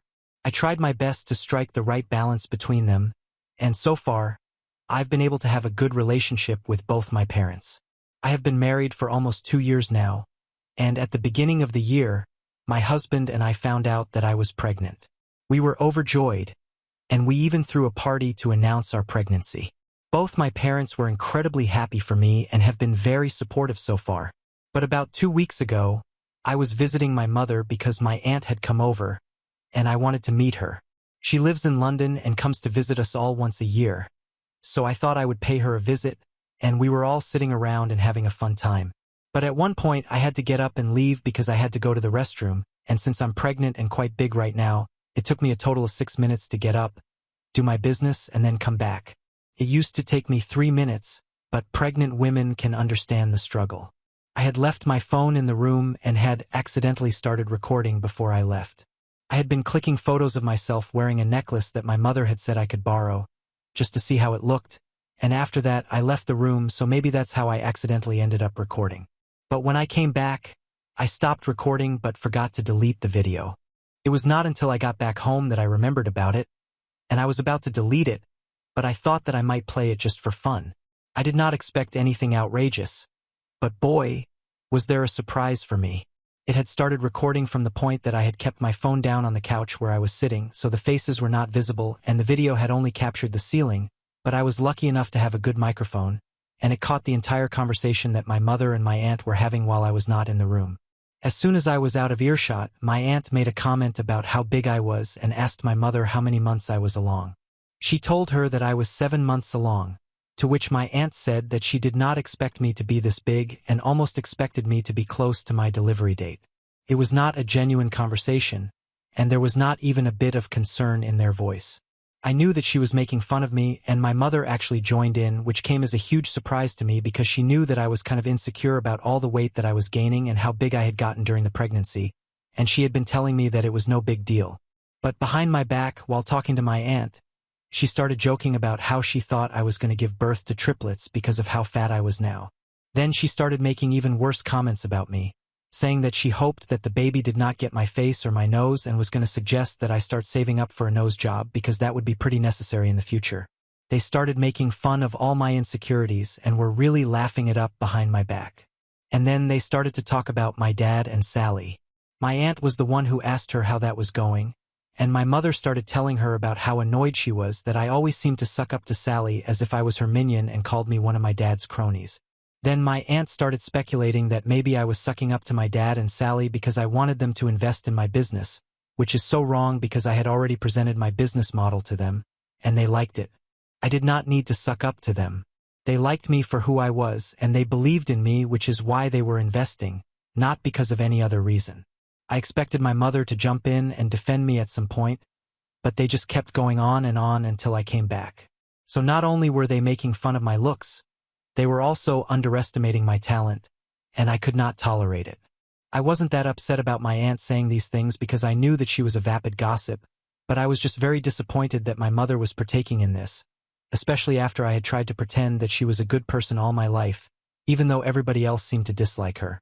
I had come up with excuses for her all my life, but that one video just ruined everything. After that video, I was really pissed. I had always tried to defend my mother, But that video proved everybody else right and showed me just how wrong I was for trying to keep in touch with that woman.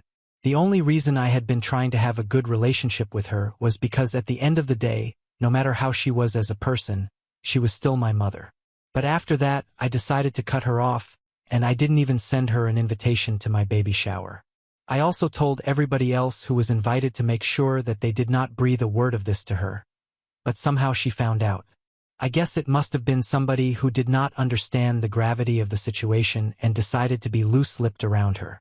So on the day of my baby shower, a couple of days ago, after everybody had arrived and we were having a great time playing games, she decided to storm into the venue and demand an explanation as to why she had not been invited. I knew that she was really relishing the opportunity to create drama and draw attention to herself since that's what she is most used to, but I was not going to give her the satisfaction of getting me all riled up. So I decided to keep a cool head, and instead of yelling at her or fighting with her or having any sort of confrontation, I decided to just play the video on my phone. I put it on loudspeaker and stood up so that everybody who was present at the party could see what was going on. Everybody was quiet, and there was nothing much to actually watch in the video. It was just the audio that mattered, so everybody was dumbstruck at what they were hearing. I know that nobody had particularly high expectations from my mother, but even then, this was shocking. After playing the video, I decided to just stay quiet and wait for her to speak up because she was the one who had stormed in here and was trying to stir up drama. I thought that maybe she was going to start apologizing or at least defend herself, but to my surprise, she went the opposite way and started yelling at me, accusing me of violating her privacy and saying that she was going to call the cops on me and sue me for what I had done. I was too shocked to say anything because I didn't even understand how she came to that conclusion. And thankfully, my husband decided to step in at that moment, and he told her to leave or he would be forced to call the cops. And unlike her, we had genuine reason to do that since she was crashing a party that she hadn't even been invited to. Anyway, after she was threatened by the cops, she finally left, but not before she told me that I would have to pay the price for this since I had humiliated her, and she was not going to let this go. My dad and Sally were also really upset by the comments that my mother had made, and right now, nobody from the family is speaking to her, not even people from her own family since some of my relatives from my mother's side of the family were present at the baby shower, and they heard everything and they passed the information on. So now everybody from her side of the family also knows about the things that she said, and they don't want to talk to her, and she's blaming me for all of it and claiming that she's going to sue me for invading her privacy without her consent. AITA for playing a recording of my mom talking crap about me at my baby shower? Update 1. Hi. Thank you so much for supporting me and making me realize that I had nothing to feel guilty about. I also don't have anything to feel scared about because, obviously, my mother does not have a case against me. It's not a crime to accidentally end up recording somebody on my phone, and it's not like I'm using that for anything illegal, so it doesn't matter, at least in our state. I don't think I'm going to get into any trouble for this, and I'm sure that no self-respecting lawyer is even going to fight this for my mother unless a huge amount of money is offered to them. And I would love to see that happening since my mother wouldn't have that kind of money either. And even if she somehow managed to find a lawyer, I can't imagine any judge entertaining a frivolous case like this. That's just my opinion. I don't really know what's going to happen, but I know that she can't contact me after this. I have blocked her, and now she can go on talking about how I have invaded her privacy. It's not going to matter to me. I don't think it's going to matter to anybody else either because everybody is on my side here. The things that she said were really mean, and I can't imagine any other mom saying these things about their own daughter. My family has been great to me. They have been keeping a check on how I'm doing and are trying their best to be there for me, which I really appreciate. So far, things have been good, even after the fiasco at the baby shower. I just wish that whichever relative of mine blabbed to my mother about the event would fess up so that I would be able to let them know how disappointed I am in them because they ruined a very special event in my life. Update 2. Hey guys, so apparently there has been a new development here, and I have gotten to know from a couple of people that my mother has been spreading absolute lies about me behind my back to make up for the fact that she had said such horrible things and I had caught them on camera and then exposed her reality to the family. She probably realized that taking the lawyer route was not going to help her. So she resorted to this, and since I have blocked her, she can't exactly bother me in person anymore, so she is going around talking crap about me to everybody else. She has been telling people that the reason she was upset with me the day that she was talking behind my back and I caught that is because I am fake and I am nice to my mother to her face. Apparently, I never try to be there for her when she really needs it. She cooked up some story about how she needed some money a couple of months ago since she was stranded at a restaurant and her card was not working for some reason. So she called me, and she even told me that she would return the money to me as soon as it was possible for her. But she just needed me to bail her out in that instance. Apparently, I just declined and told her that I was not comfortable doing this for her, and then hung up the call. This literally never happened, and if it had happened, I would still not have appreciated the fact that she was talking behind my back anyway. Apparently, she has been telling people the story, and then she has said that even after that incident, she tried to confront me and talk things out with me, and I was just extra nice and sweet to her and told her that I didn't mean to hurt her feelings, but she could tell that I was being insincere and fake.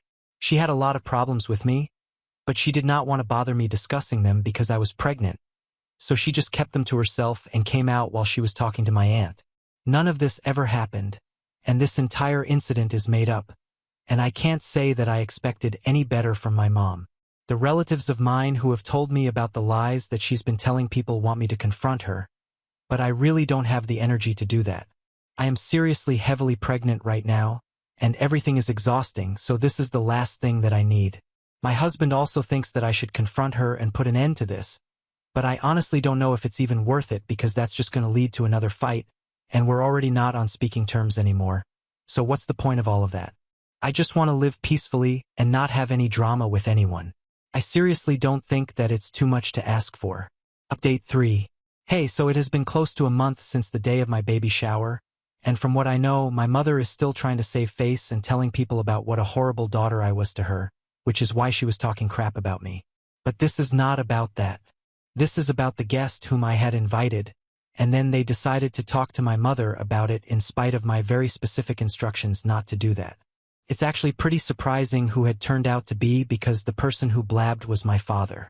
Yeah, I could not even believe it when he confessed to me a couple of days ago and told me that this had been weighing on his conscience for the last few weeks, so he felt the need to tell me. I was so shocked that I didn't even scold him. I just wanted to know why he would do that. Granted, I hadn't explained the real reason as to why I did not want anybody talking about the event to my mother, since I did not want to stir up any drama, but I thought that my instructions were clear enough. I know that people would have been curious about why I did not want my mother attending, but I planned on telling everybody at the party in person instead of leaving a paper trail and mentioning anything about what had happened between my mother and I in the email. But apparently my dad could not understand why I had not invited my mother, and he had even asked me and my husband about the reason why, but we were really busy, so we had not been able to respond to him on time. We had just told him that we would discuss it with him later, but then we forgot about it. He wasn't able to wait, and so he decided to take a leap of faith and forwarded the email to my mother and asked her what was going on. In the invitation itself, I had mentioned that I did not want this to reach my mother in any case, and I wanted everybody to keep their mouth shut about it and not mention this to my mother because I did not want her attending the baby shower. So that's how my mother was able to find out and ended up showing up at the party because of my father. He apologized to me profusely for it, and I think that I am fine with it right now, but I'm glad that he did not tell me about any of this a couple of weeks ago because back then I was furious, and I definitely would have yelled at him if he had told me just a few weeks ago. Anyway, he has told me that he is really sorry about what he did, and he told me that he just hadn't been thinking things through. He should have known that there was a valid reason as to why I did not want my mother in attendance, and I would have told people in a while anyway since this is something that people deserved an explanation for. He should have trusted me instead of taking matters into his own hands, and I forgave him since he accepted his mistake and apologized for it. Update 4. Hi! It's been almost 6 months since my baby shower, and I can't believe that I'm still talking about that incident. Anyway, here goes. So a couple of weeks ago, my mother sent out invitations to her birthday party that was supposed to take place this week. My husband and I were obviously not invited, which is not something that we care about since we are pretty busy being new parents, and also, I'm not interested in having any sort of contact with my mother anyway. So I had heard from the rest of my family that she had sent out invitations, but I didn't know that literally nobody from our family had accepted that invitation. And when I say nobody, I mean nobody, not a single person. That got a sting, and it did since my mother was very upset about it. And a day before the party, she showed up at my house.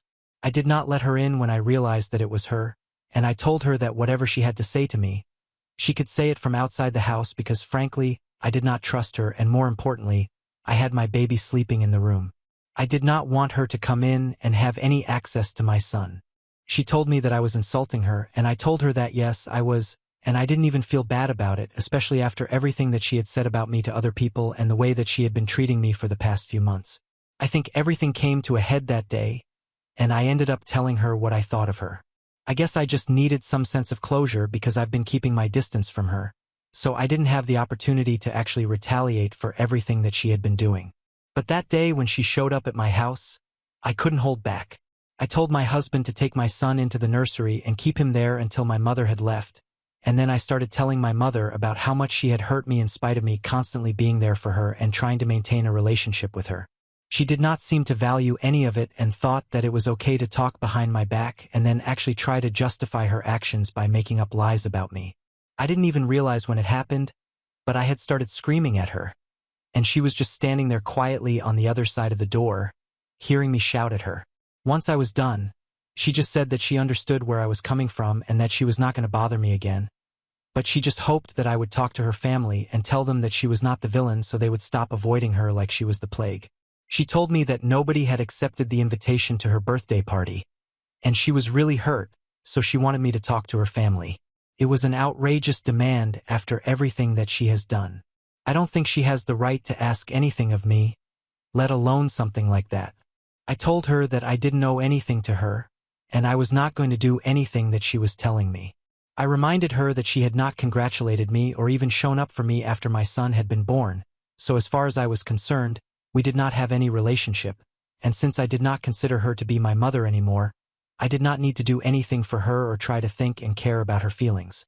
She hadn't cared about mine or anybody else's, so I don't understand why she would expect the same from everybody else.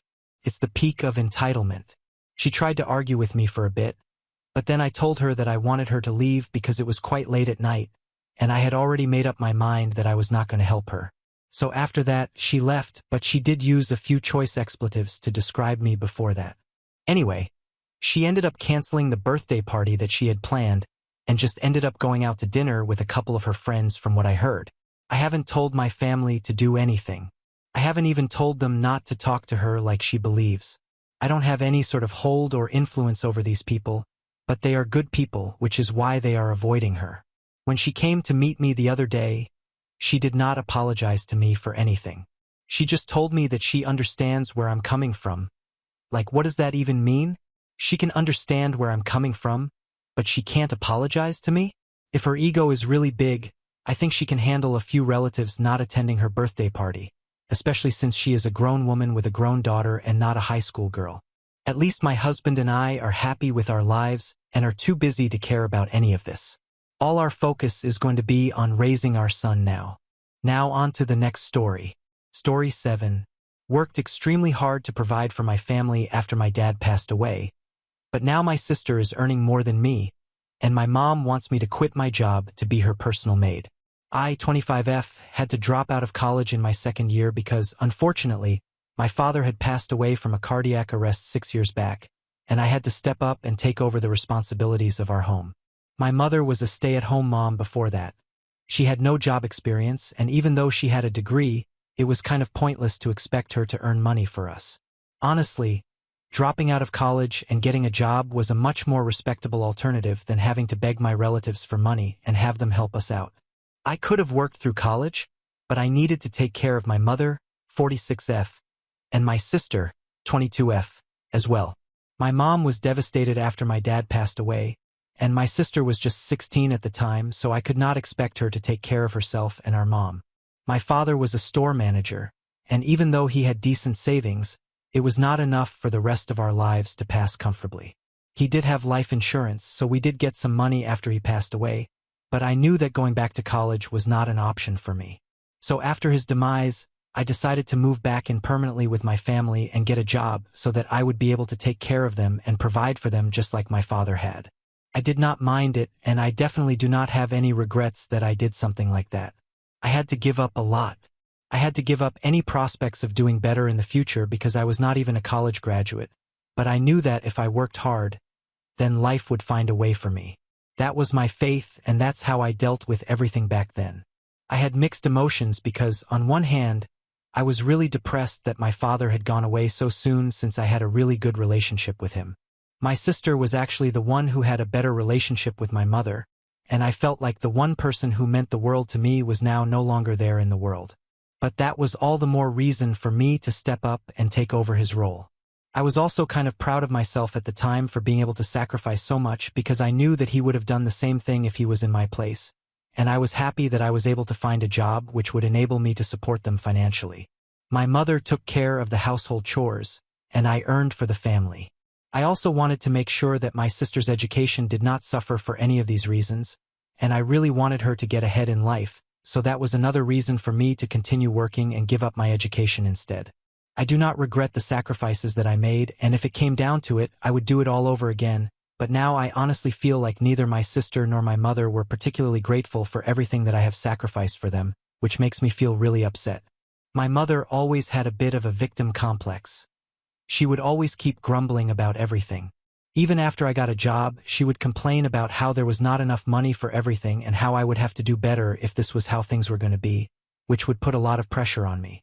Sometimes I just wanted to yell at her and ask her if it was not enough that I had sacrificed so much of my life and I was even helping her out in the first place, because it would have been very easy for me to just detach myself from the situation and tell her that I was not going to help out with her responsibilities and she would have to look after everything on her own.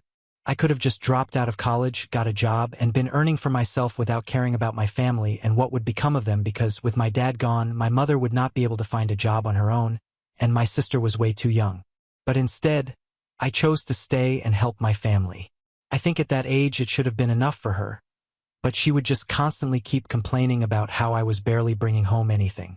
I don't even know what she was expecting from a college dropout with no degree, 21 years of age, and barely any experience. She should have felt lucky that I even managed to secure a job in the first place. I was working as a receptionist at the time.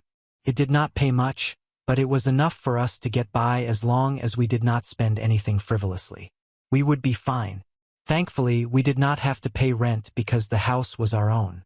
The only thing that we had to worry about was all the bills, and I was also setting aside money for my sister to be able to go to college because she was an exceptionally bright student, certainly better than me, and I knew that I wanted her to do better. I did not want her circumstances to affect her ability to shine in life. My sister and I had a great relationship back then when she was just a teenager and I was earning for the family, but both of us had to grow up overnight after our dad was gone. She would always be there for me, and when my mother would get too grumpy, she would be the one to shut her up. She always stood up for me because I didn't really like confronting my mother or fighting with her because everybody had their own issues, and I didn't want to hurt anybody, so I just mostly kept to myself, and whenever my mother would start grumbling about how little money we had, I would just try to ignore it, but she would argue with her and tell her that I was already doing my best. My mother and my sister had a closer relationship than we did, so she actually listened to her, and she would keep quiet after that. I don't know what happened after that though, because even we started growing apart. 4 years ago, my sister finally started going to college. My mother and I made sure that we took out a student loan for her, and I was going to pay it off eventually, with her help of course. She was a finance major and went to a pretty reputable institute, so I was very proud of her. She had achieved all of that on her own based on her merit and nothing else. She had fought against all the odds to get where she was, and I couldn't have asked for more. But after a few months in college, she started changing. She stopped speaking to me and wouldn't answer my calls. Even before that, we had made it a point to speak to each other every weekend so that things would remain smooth between us. Even when she would come back home from college for the holidays or on specific weekends, she would have a bit of an attitude towards me, so I started feeling like she was looking down on me since that's how it appeared. All of a sudden, she was no longer my sister, and she started treating me like an acquaintance. She would be very formal with me, and it was really weird watching her change, but I figured that this was just something that happened because of her company in college, since she would only hang out with mostly rich kids, and maybe she had started thinking of herself as too good for our family. She was probably just trying to fit in, and I was ready to forgive her for that because I figured that it was just a phase, and she would move on eventually after she graduated. That's just my theory though. I'm not sure if that's exactly what happened. All I was sure of was the fact that she had changed, and she was treating me like I was beneath her. It was not very direct either. Everything about it was very subtle, and I only picked up on it because I'm very sensitive to these kinds of things. Her tone towards me had changed, Her body language around me was not the same, and it just felt like she was overall uncomfortable with coming back home, and she wanted to detach herself from our family and our situation. At least my mother was old. She didn't seem to pick up on any of this, and if she had, she did not let it bother her. And then she graduated a couple of months ago. She applied to a few jobs but did not hear back from any of them for the first few months, so she started working at a friend's father's company. She was living with us to save money, and I thought she would finally start getting back to normal, but unfortunately, it didn't happen, and she still continued to treat us like strangers. She would act like we were just glorified roommates and not her family. There was no gratitude and no appreciation for everything that any of us had done for her, and I found it very strange, but I was not going to demand that she change her behavior around us. That would just be petty. So I continued to work and lived up to my duties. Right now, I am working as an HR manager in a moderately successful company, and I'm happy with it. I get paid a lot more than I did at my first job, and I would say that we are able to lead a comfortable life. We are by no means rich, and I won't even say that we are close to it, but this is enough for now. However, 2 weeks ago, my sister surprised us with great news and told us that she had been hired by a pretty big company. It was not surprising because she had been a great student when she was in college, and it was just a matter of time that somebody would pick her up for her talents, and now she even had experience from her friend's father's company, so she was a shoo-in. She even told us the amount that she would be making once she joined, and it was a lot more than what I'm earning currently, but it makes sense because even though she's just starting out, it's still a pretty massive deal because of where she's going to work. I was happy for her, genuinely. I did not mind that she was going to be earning more than I was, and I was thrilled the day that she told us about it. I had even bought dinner for everyone and had a whole feast. It felt like our family was going back to normal because for one day, she had dropped the attitude and was acting like a normal person again, but the next day she went back to her usual self, acting weird again. What really surprised me, though, was the way that my mother flipped after that announcement, and I'm still having a hard time coming to terms with it because I had done so much for this woman, and she's just treating me like trash now. 2 days after the announcement, my sister went out with a couple of her friends to shop for an upcoming trip, and when she was not at home, my mother told me that she wanted to speak to me in private. I did not have any idea what this could be about, but then she told me that she wanted to discuss my career. Now that was very confusing because I thought that was a very unnecessary thing to do since I was doing reasonably well. I did not expect to be doing as well as my sister because I didn't even have a degree, but I was happy with the life that I had, and I had achieved my goal, which was to make sure that my sister did not have to make any sacrifices like I had to. So I was content. I had done my duties, and now I just wanted to be able to lay back and let loose for a little bit. But then she told me that she wanted me to quit my job. I did not see that coming because I didn't think it was necessary. I asked her why she believed that I should quit my job, and she told me that since now my sister was going to be earning, she thought that there was no reason for me to continue working anymore. She believed that my sister would be earning a lot more than me and that we would not have to depend on my salary anymore. Since there was no need for me to work, she believed that I could be more helpful by staying at home and taking care of all the household work instead.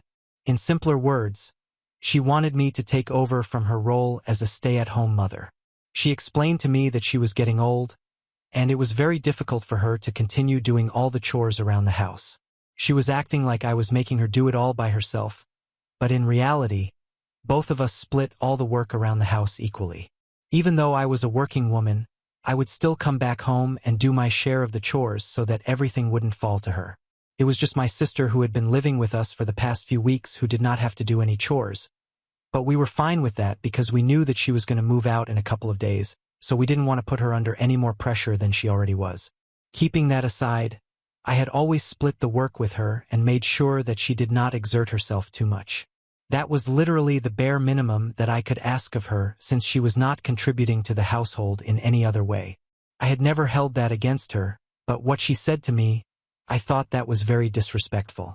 I told her that I was going to continue working because I thought that it was important for us to be independent. I did not want to rely on my sister or anybody else for that matter for money, so regardless of what she believed, I was going to continue my work.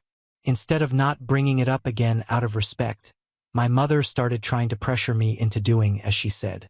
She did not bring any of this up in front of my sister, probably because she did not want to come off badly, but as soon as my sister was not around, She would make it a point to start talking to me about it and would remind me that I would be more helpful with the chores around the house. And now that she was getting old, she could really do with help around the house. I don't even know what she was talking about because she is not even that old, at least in my opinion. She did not have any major health issues and no reason for her to act like she was going to collapse at any moment. I tried to ignore her to the best of my abilities, but she was really getting on my nerves. The only reason I was staying with her was because I did not want to abandon her since she had nobody else to rely on. However, it was getting more and more difficult for me to put up with her behavior because it was just absurd, and after about a week of putting up with her, I decided that I could not do this anymore, and I made up my mind to leave. I only waited for my sister to leave the house and go on her trip with her friends, and that very same day I decided to leave the house as well. That would leave my mother completely alone, but I was beyond the point of caring because she had really pushed me to the brink. I felt insulted, and I couldn't do this anymore. So the day that my sister left for her trip, I left the house within a few hours of that.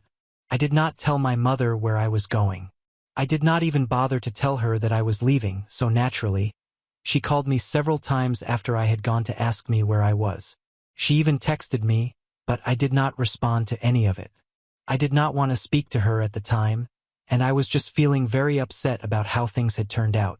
I had already spoken to a friend before I left that I was going to live with her until I found a place of my own, or at least until the issue with my mother was resolved, and that's where I am right now. I haven't gone back home yet or started looking for a place because I'm very confused about what to do right now.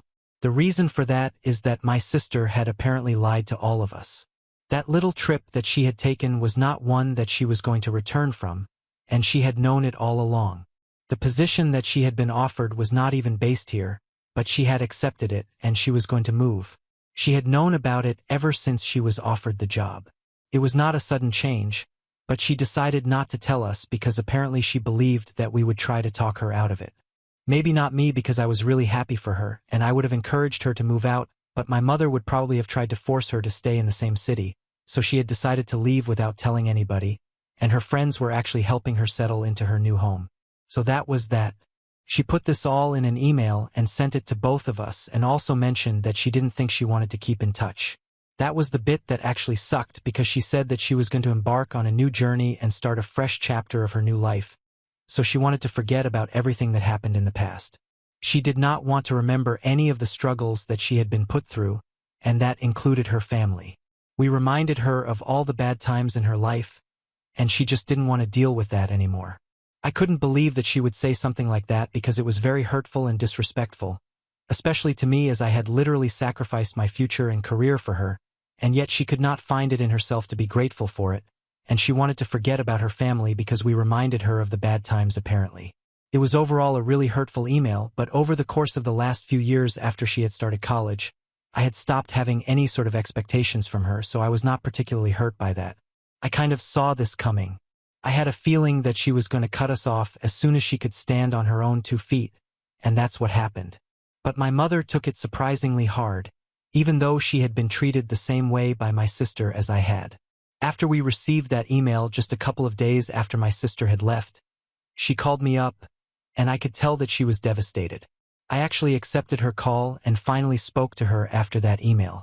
I was curious to know what she had to say about all of this since then my sister was not going to be in touch with us, and that meant she would not be sending home any money either, so she had to go back to relying on me to support her. Literally a few days after she had been trying to pressure me into quitting my job, I was curious to know how she would go about the situation and try to fix things with me. But when she called me, instead of apologizing, she started telling me that she was very upset about my sister's behavior and that it was very ungrateful for her to act this way. I did not say anything and continued to let her rant about my sister for a couple of minutes. I thought that she would apologize at some point, but that apology never came. She just went on talking about how my sister had let her down and she was very disappointed in her. Then towards the end of the conversation, she told me that now that my sister was not coming back home, she wanted me to come back because she needed somebody to support her, and I was her only option now. I got so upset when she said that because she sounded really disappointed that my sister had left, and now I had to come back home. So I told her that she could find somebody else to support her since she was the one who distanced me from her, and this was her fault now. I had done enough for her. I wanted to live life on my own now, I wanted to be able to do things for myself without constantly having to sacrifice all my happiness to take care of my family.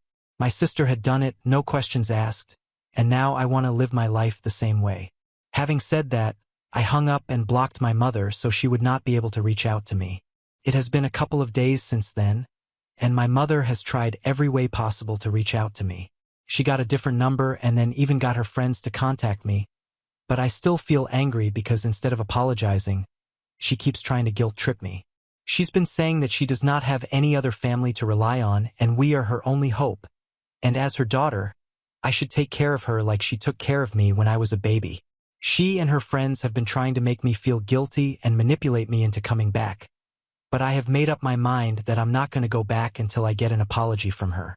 They think that I'm being too harsh and shouldn't expect an apology because my mother was only looking out for my family, and according to the math, she only suggested what would be best for us at the time. But now that my sister was out of the equation, we had no other option but to go back, and she had thought that maybe I did not enjoy working either, which is why she had suggested I stay at home. That's not good because if she had, I would have made it clear to her afterward that I did want to continue working. I did not have any problem with that, so that should have been her signal to stop bringing it up, but she didn't. So we are in a pretty difficult situation right now. I feel bad for abandoning my mother, but what she did was not right. I had a few things to go back and help my mother because she told me to quit my job since my sister had a better one, and she wanted me to help out at home. Update 1. Hi. Thank you so much for the response. Most of you agreed that what I was doing was the right thing to do. I am really grateful for it. Unfortunately, I think I might have to keep in touch with my mother and at least send her money because she doesn't really have any other savings to fall back on. Whatever our dad left for us, we have already burned through all of it, and now I am our only source of financial support. So what I think I'm going to do is I'm going to look for a place of my own to live separately and send her money every month. I think that's the least that I can do for her. I don't want to abandon her because that would make me a bad daughter, and I'm not that heartless. To be honest, I don't know how my sister managed to do it, but I guess she doesn't have as much of a conscience as I do, or maybe she's not as stupid as I am. Whatever the case is, I just can't bring myself to entirely abandon my mother because I know that she will not be able to survive on her own. I'm going to keep sending her money, but how she manages that money and lives on the amount that I sent to her, that's her business. I'm not going to live with her anymore. I'm going to try and keep things low contact because I'm not really interested in speaking to her anymore. I have been doing everything for my family. I want to live for myself now. Update 2. It has been a week since I made my original post here, and today I finally decided to speak to my mother and communicate my decision to her. I knew that it was not going to be easy and she was going to be very upset about it because she always expected me to come back. But I showed up at our house and she seemed happy, but then she realized that I did not have any bag with me, so she understood that I was not here for good. After I sat her down and I told her about what my decision was, she looked very upset, and she told me that she couldn't believe I was leaving her side at this age. So I told her that she was really not that old. She was perfectly healthy and fine, and I would still be living in the same city, just one cab right away, and if she ever needed me for an emergency, she could just call me and I would come right over. I would still be there for her, but I just wanted to have a life of my own now because I was sick of living for the sake of my family. I explained it to her as nicely as I could. She still seemed very upset about it, but at least she did not argue with me. She knew that she was not going to get a better deal than this, and she had already lost a daughter. She could not afford to push me away as well. She accepted it, and right now my friend and I are looking for apartments near my workplace. I am super excited about this, and I can't wait to move out. Update 3. Hi. It has been a month since I left home. 2 days ago, I finally moved into my new apartment. It's not that big, but it's my own, and I'm super happy. It has a beautiful view, and it's pretty affordable as well. I don't have to share it with anybody, and I can do whatever I want to. My friends helped me move in, and I'm planning to throw a housewarming party in a couple of days as well. I'm definitely going to invite my mother, and honestly, I'm just really happy. My sister and I haven't spoken in a couple of weeks since she sent that email, but I guess she heard from somebody who moved out of the house into a new apartment, so she reached out to congratulate me. I thanked her, and that was the end of our interaction. It's a bummer that she turned out this way, but it is what it is. I can't change it by being disappointed about it anyway. I'm just gonna try and focus on the positives right now. Update 4. So I am posting this right after the housewarming party at midnight. My last guest left just half an hour ago. It was a crazy evening. Pardon any mistakes I make right now because I'm slightly tipsy at the moment. Anyway, I had invited my mother and a few of my coworkers to the party as well, but they did not stay for long and left around 8:30, just after dinner. My mother appreciated the house, and she seemed reasonably fine. Anyway, after everybody else had left, my friends and I really got into the whole vibe and had a blast. We played games and gossiped about everybody, and it was nice. I don't think I'm going to forget this night for a really long time. Now on to the next story. Story 8. Brother wore a mask to scare my girlfriend while she slept, triggering her sleep disorder. She had a K-him in self-defense, and now my family is demanding I break up with her. I, 27M, have been dating my girlfriend Lola, 22F, for about 2 years now, and overall things have been great. My brother Ian, 22M, has always been pretty weird whenever she comes up or is around. Ian and I are very close, talking to each other daily, but the conversation will usually change gears as I start talking about anything Lola related. I thought maybe he was jealous of the time I was spending with her, or maybe had a little crush on her. Still, whenever we'd get together, he'd make comments about our age gap, poke fun at me for singing, and joke about her sleep disorder. Ian's always enjoyed a good prank, either pranking or being pranked. He loves to laugh, and I genuinely believe that when he goes to prank people, he means it in a way to share the laughter. When he's tried to pull little pranks on Lola, though, he does things that he figured out trigger her disorder, like making sudden loud sounds, jumping out to scare her, and one time I caught him before he was going to do the shaving sleep bit while she was taking a nap in the guest room. I warned him in more detail that he shouldn't mess with her while she's sleeping, as interrupting her regulated cycles isn't good for her, and at the absolute best, she's the worst kind of cranky when she's woken up. Ian looked like he understood, and I thought that was that. I threw a night party a few days ago and invited Ian and a bunch of my and Lola's friends. Everyone was having a good time. My watch went off with the alarm that we set up for Lola to take a nap. She went off with a sleepy smile, and I kept partying. A while later, we all heard a scream, followed soon after by cussing and something breaking. I panicked as it was from my room where Lola was, and I ran through, nearly kicking the door down to find she shoved someone down and was yelling at them. I looked to see who it was and saw a spider mask that I unfortunately recognized as Ian's from years ago. I saw him scrambling to get away, but she only stopped when 3 of her friends pushed past me to pull her up and check her before she ultimately passed out in their arms. Ian scrambled off the floor and ripped the mask off, revealing the work she'd managed to do in the time it took us to react. He started bawling, telling me that she was insane and abusive, and that he only wanted to make sure she wasn't going to sleep through the ball drop. At this point, everyone started yelling. Ian looked terrified and kept repeating that she was crazy, and that I shouldn't be with someone who could do this to her boyfriend's brother. Some of my guys were yelling that if she did it to him, she could do it to me. All of her friends were screaming about how he should know to leave a sleeping girl alone and how it was creepy. Ian ended up calling our mom to tell him that Lola had hurt him, and she was furious. Lola's friends ended up carrying her out against my protests, and my friends were nearly split down the middle.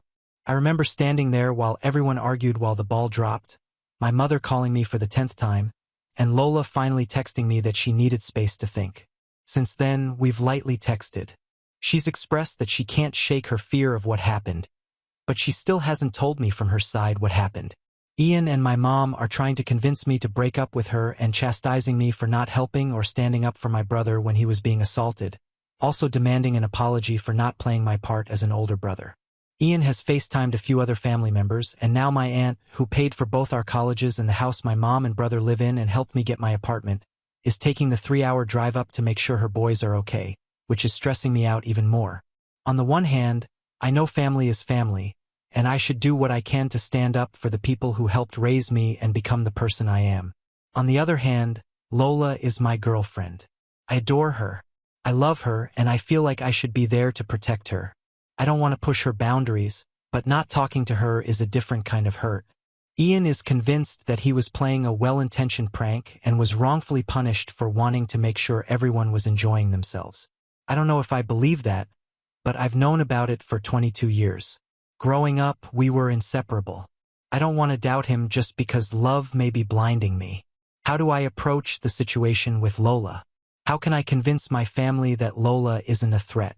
She's honestly the sweetest and most caring person. She just can't be woken up, and part of me feels like she was pushed to that point. Comments. Comment 1. Your brother shouldn't have been in your room when your GF was sleeping there alone. He must have done something to her to scare her and hurt him. Sleeping people don't just wake up and start attacking people unless they felt they are in danger. So ask your GF calmly what really had happened. Also, it is strange that your brother was wearing a mask at the time of the incidents. What was he trying to do to her? Whether your relationship survives or nor, it is good to find out what kind of person your brother really is. Opie. One of her friends from the party just texted me to chew me out for choking up at the party instead of standing up for Lola. A lot of choice words were said, but the thing that stuck out to me was her calling my brother insensitive for not only disturbing her but using a phobia against her. It just clicked for me that he had a spider mask. Elle has severe arachnophobia. I know this, and I'm racking my brain trying to think if Ian knew that or if it was bad luck that he decided to pull the stunt with that. Comment 2. Not sure what advice you are looking for, but your brother sounds like he is a 9-year-old dude. I'm worried about y'all's age gap. Maybe he needs to be more concerned about his maturity. No one thinks pranks are funny, especially the person being pranked. WTF, who messes with someone that is sleeping? That's creepy. Your brother is effed up. And is he jealous of her or is he crushing on her? Good Lord. I guess my advice to you is to grow a set of balls and distance yourself from your jacked up family or split with your GF so she is free to find someone with a more normal family. Comment 3.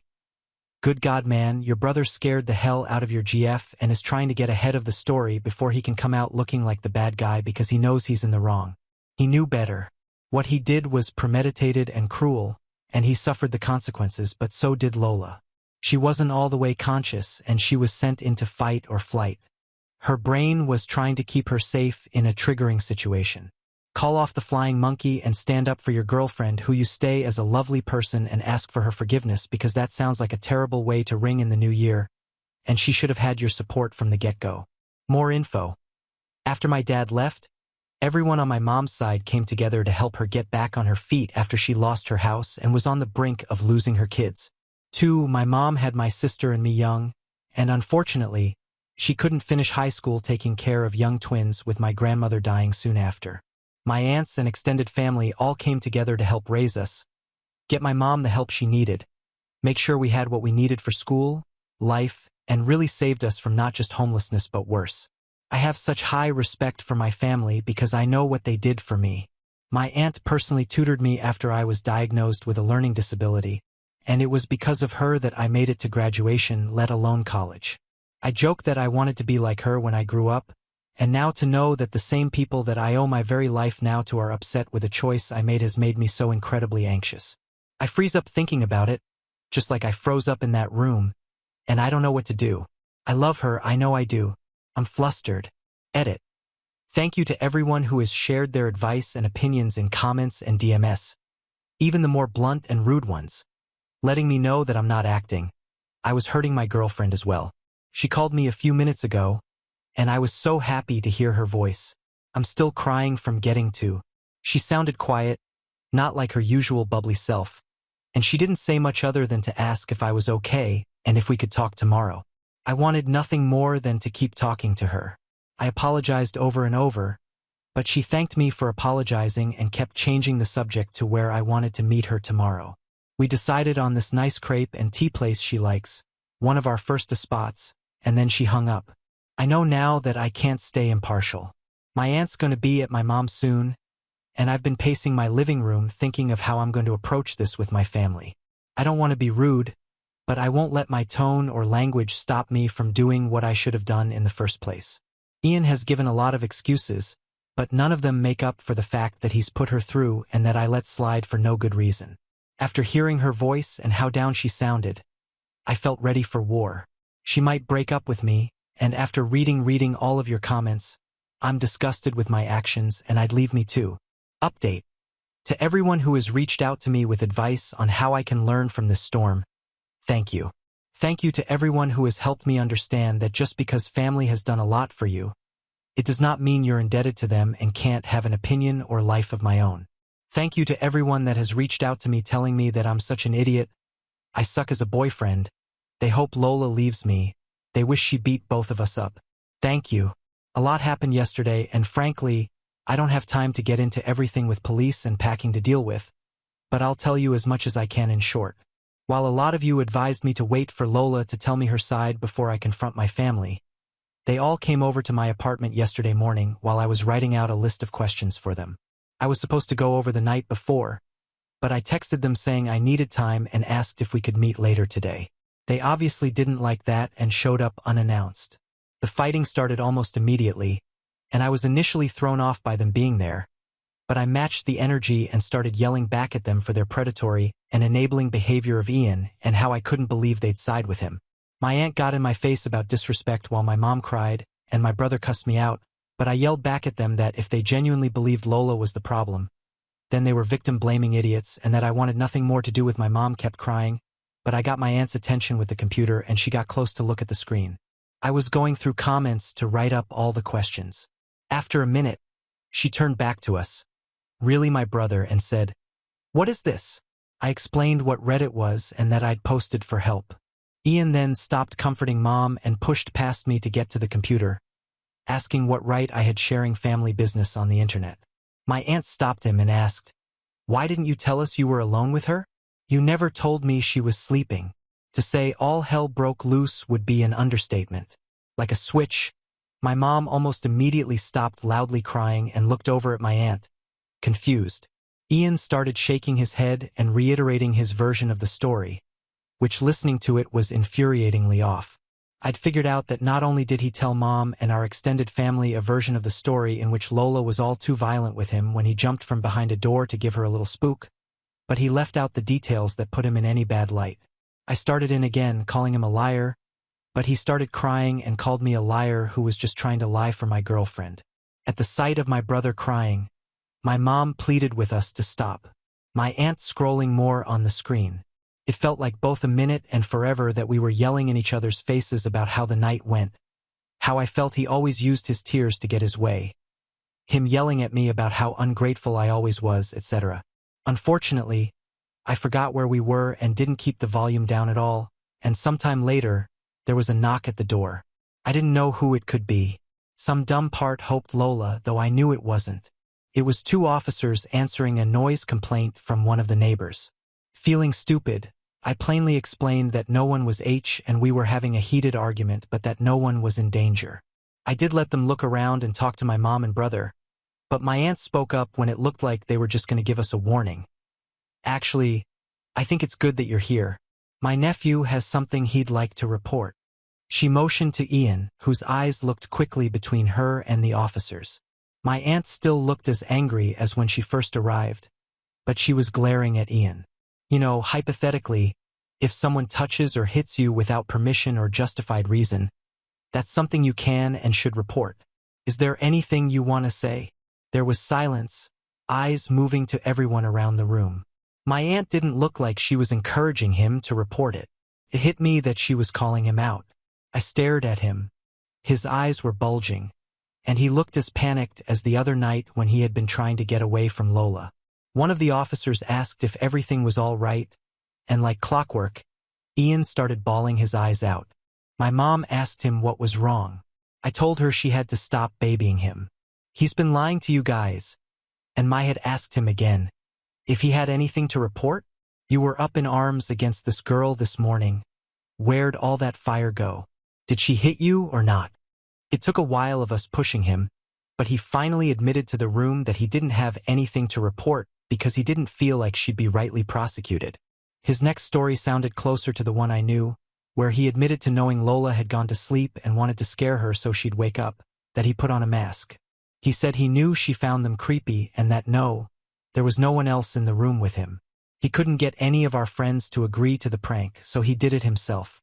He said he started making sounds against the wall, that bed was against the wall, and then got close to screaming in her face. He said she woke up and surprised him because he thought the stress and panic would cause her to scream or hide, but she went for his throat instead. He described his beating to everyone in the room, some of which I saw had the officers look at each other and then back at him. Then that's when I pushed the door in, and you know the rest, I'm sure. If the police weren't there, I would have hit him. I know I would have. My mom started crying even more when he said she was sleeping, a fact that changed his entire story. My aunt chewed him out, everyone scolding him for his stupidity and asshole behavior. At the same time, the officers explained that it sounded like if what he said was true, Lola acted in self-defense and that not only was what he did juvenile, but one of the officers asked my mom's permission to question him more as his behavior was concerning. They wanted to make sure he wasn't a danger to himself or others. My aunt and I told the cops he was 22 at the same time, an adult, and they didn't need her permission. He looks a lot younger than he is. Upon hearing his age, one of the officers sat down with him and asked him to talk through his thought process, and the other officer explained to my mom and aunt that L pressed charges given in Ian's story. My aunt still looked pissed while my mom cried about being confused and over her baby. My mom literally looked at me and said she didn't understand how her baby could do this. I already knew I was deep in the of this family, but I realized that I couldn't grow in the earth that poisoned me, and I needed to get away if I was actually going to get better and stay better. My mom kept fussing with my aunt and another uncle on the phone crying over the drama while I texted a friend of mine who lives across the city to ask if I could stay with him. I was feeling overwhelmed with all of them and didn't want to be within a few minutes of the problem. I also wanted to give myself space to think and understand with a clear head. My aunt saw me in my room doing this, but she didn't stop me. She only asked me if I'd spoken to Lola about this, and I told her I hadn't yet, but I had plans to later on. She told me she was sorry for believing my brother without listening to any other account and that she hoped Lola was okay. So then it was just me in the apartment. The cops left after taking a statement from my brother and me. My mom left with my brother still crying, my brother calling me the world's worst brother, and my aunt hugged me, apologizing again for how she and her sister acted and told me that I don't owe her anything but that she'd like to know that Lola's okay. With everyone gone, I went to my friend's house, and I'll be there until further notice. He couldn't make it to the party, but he had heard about it from multiple people. As far as Lola, yes, we did meet. As excited as I was to see her, I knew that most of you were telling me she was going to break up with me, so I'd been preparing for that. Whether I ended up single or not, I wanted to make sure she was okay above all. I know I don't deserve her as a girlfriend, and I'd much rather she not be with me if it meant she was safe. She brought a friend with her and we all sat and talked. I showed them both the Reddit post, and Lola has asked that I not share any more information about her until she feels ready herself. She approved the information I'm giving you. She did, however, read a lot of the commenters worried about her and wanted me to express to you all that while upset, hurt, and with mixed up emotions, she is overall okay. She doesn't like that I posted about her without at least giving her a heads up, but after I offered to take the post down, she only asked that I give her time and leave her personal life and her opinions out of anything beyond what I've already said here until she says otherwise. In short, she did break up with me, and when I told her about the police telling us that she could press charges, her friend laughed and told me that they were more than aware. She thanked everyone for their concern and told me she really hoped we both learned from this. So yeah, unless I'm forgetting something, that's all I have right now. My mom has been calling and texting me telling me that this whole ordeal has made Ian and her a wreck, and she can't believe I'd let a girl do this to us. I blocked my brother right after he left my apartment, and I just blocked her. My aunt has let me know she'll talk to her, but I don't know how that's going to go. I understand that it isn't what everyone wants, but none of this is anything I want either. To everyone who has nothing but bad things to say about me, I get it. I appreciate any advice I've been given. I'm going to be taking a break from not only the BS in my life but this Reddit stuff too. I know I have a lot of growing to do, and I can't do that in this environment. Thank you again to everyone. Now on to the next story. Story 9. Caught my wife sleeping with our daughter's boyfriend in our vacation home basement. Now we're divorcing and my daughter wants nothing to do with her mom. My wife and I had been married for 25 years before we got divorced. We had our struggles, but we always managed to work through everything and come out stronger. Neither of us wanted children when we got together. We were very career-focused, and we wanted to ensure that we could live happy lives with a moderate amount of wealth. About 5 years into our marriage, my wife had a change of heart. After careful consideration, we decided that we would try to have a child. It turned out to be the best decision of our lives. We had a baby girl. For the sake of this, let's call her Emily. She has been the light of our lives ever since she was born. Admittedly, we might have spoiled her quite a bit. She was an only child, and we wanted to make sure she had everything she wanted. That being said, she still had responsibilities that she had to take care of before she got things. When Emily moved away for college, it was one of the hardest days of our lives. Everything we had been doing for the past 18 years was dedicated to our daughter, and she was gone. We knew that it was just a step forward for her and that it wasn't the end of our relationship, but still, it was a bit of a struggle. After her first year in college, we had gotten used to her absence. We still missed her, and we valued the time we had when she would come home for breaks, but it was almost like we had the life we originally envisioned when we got married.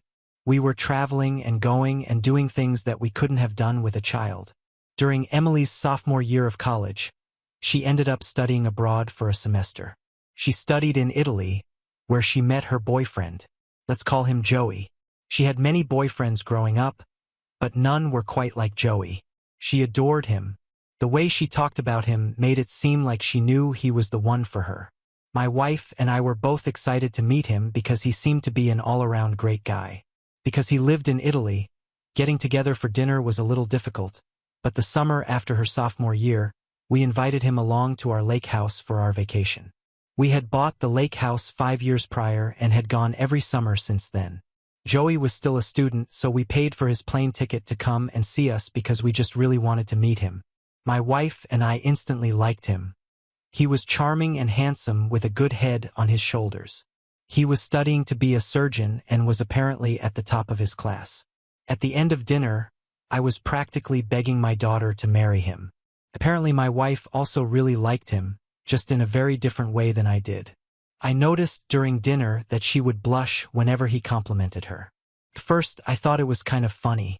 He was a cute younger guy who was telling my wife that she looked good for her age, and my wife was falling for his charm. Throughout the rest of the week, the two of them developed an interesting relationship. It was very flirty. It made me uncomfortable, but I didn't want to draw too much attention to it for my daughter's sake. I mentioned it to my wife, and she told me that my concerns were nonsense. He was just Italian and men were like that. Maybe I was being naive, but I believed her. It was the 4th day of our vacation when I ended up coming down with quite a bad migraine. I would get them from time to time over the years, and whenever I felt one coming on, the best thing for me to do was just to sleep. All the time in the sun was really not helping keep it away, so I took off early from an outing to go home. They don't usually take too long to clear up as long as I can get some decent rest. I drew back the curtains in my room and put a pillow over my head after popping a few Exceed, and I fell asleep instantly. I woke up hours later, completely unaware of what time it even was. Thankfully, my migraine was gone. Even though my migraine was gone, I was starving. I looked at the clock and saw that it was a little after midnight, so I tiptoed through the house to make a sandwich in the kitchen. My wife wasn't in bed when I left, though I figured she might have just passed out in a guest room or on the couch to avoid waking me. I wasn't too concerned with that. I walked by my daughter's room and saw that she was in bed asleep. Her boyfriend wasn't there with her and again didn't think much of it. I got to the kitchen and started trying to open the cabinets and fridge as quietly as possible to avoid waking up my daughter. Then I heard the giggling. I froze to get a better idea of what I was hearing. From the porch outside, I could hear Joey saying something in Italian and my wife giggling at it. At first, I thought it was just the harmless banter she had told me so much about. Then I heard a little bit of moaning. Right away, I walked over to the window and peeked through it. My wife was straddling Joey, and he was kissing her neck. She had been wearing one of those long dresses, and it was raised up above her hips just enough for me to see that they were indeed having sex. My wife was having sex with my daughter's boyfriend's friend on the front porch of our lake house while my daughter and I were both upstairs asleep. I was completely frozen in place as I tried to figure out what to do. My wife was cheating on me with my daughter's boyfriend. I was at a complete loss for words. They continued what they were doing, and all I could think to do was pull out my phone and take a video of it for evidence against them. They were talking to each other while they were having sex and mentioning how they wanted to go inside to the basement again. That made me think that maybe it wasn't the first time they were together. I just went back upstairs and tried to think about what to do. If it wasn't the first time they were together, it couldn't have been some drunk mistake. Even then, it's unacceptable, but maybe it would be easier to digest if I knew they weren't in their right minds. To do it twice was extremely intentional. As I was lying in bed, I heard them make their way into the basement. There was a little bit of ruckus as they walked through the darkness and made their way to the door. It almost sounded like an intruder, which is when I had the bright idea to catch them in the act. After hearing them, I jumped out of bed and grabbed the baseball bat that I had behind my door. I went into my daughter's room and quickly woke her up, telling her that I heard something in the basement. I told my daughter to stay where she was, but knowing her, that wasn't going to happen. I tiptoed down the stairs, pretending like I thought I was going to have to use my bat to fight off some criminal. My daughter was just steps behind me, peeking out to see what was going on. We made it to the basement and all of the lights were on. We heard Joey and my wife having sex before we saw anything. They were hardly making an effort to be quiet. It was almost like they wanted to be caught. When we saw them both, my daughter and I screamed at them. They were completely naked, and there was absolutely no denying what was happening. Right away, I regretted waking up my daughter for that. I should have been the one to catch them, and I should have shielded her from what she saw, but I wasn't thinking. They tried to cover themselves and explain what was happening, but it was just senseless rambling. My daughter stormed away, and I followed behind her. We both started packing our things to go back home. We didn't care what happened with either Joey or my wife.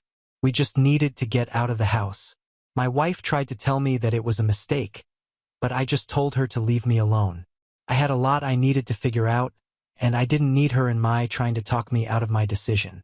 My daughter and I drove back home in complete silence, both terribly upset about what we saw. When I got home, I started looking into divorce attorneys. My daughter helped me look. After a few hours in the morning, we sat down together and had a conversation. She was mortified by what she saw, and she didn't think she was ever going to be able to look at her mother again, much less have a relationship with her.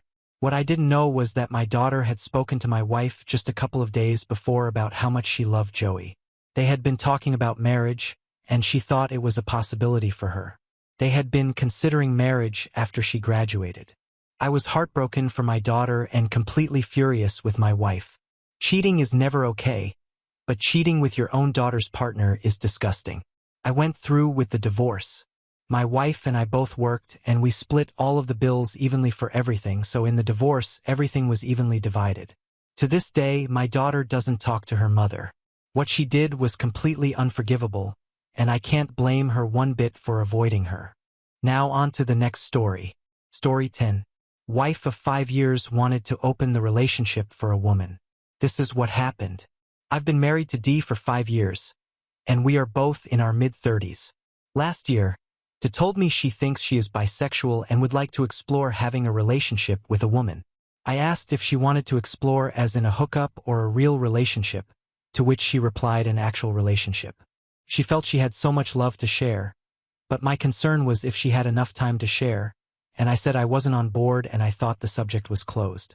About 4 months ago, D brought it up again and said she would be happy with just an FWB arrangement, not an actual relationship. I was still hesitant, but it was a constant topic that kept coming up. I relented under the conditions we do our research, books, podcasts, and see a couples counselor before opening up. D was ecstatic, and we dove into several books and found a great therapist trying to do things right. One of the topics our therapist brought up was why we were opening up and if there was someone either of us had in mind. D admitted that she had someone she had been talking to who had encouraged her to open our relationship. This was a shock to hear for the first time, and our therapist said this was troublesome. After that first session, I confronted D and asked if she had done more than talk to this friend, and she swore that was all they had done. I asked to see her phone, and she unlocked it and handed it to me. She had been talking with Kim for about a year, but there wasn't anything incriminating and no apparent gap in the messages, just a two-way crush between them. There was a message from Kim right before this last poly bombing episode where Kim said for D to initiate sex with me more often to soften me up. What I did find was 3 dating apps with D's profile on her phone. This caused a brief argument about jumping the gun, with D agreeing to delete the apps until after we were open. 3 months go by, and we are getting closer to opening, and D is acting like it's Christmas time. Our last counseling session, we went over our agreements and boundaries, and we got down to our messy list. Coworkers, relatives, close friends, exes, and I wanted to add Kim to the list. D blew up, especially when our therapist said it was a reasonable request.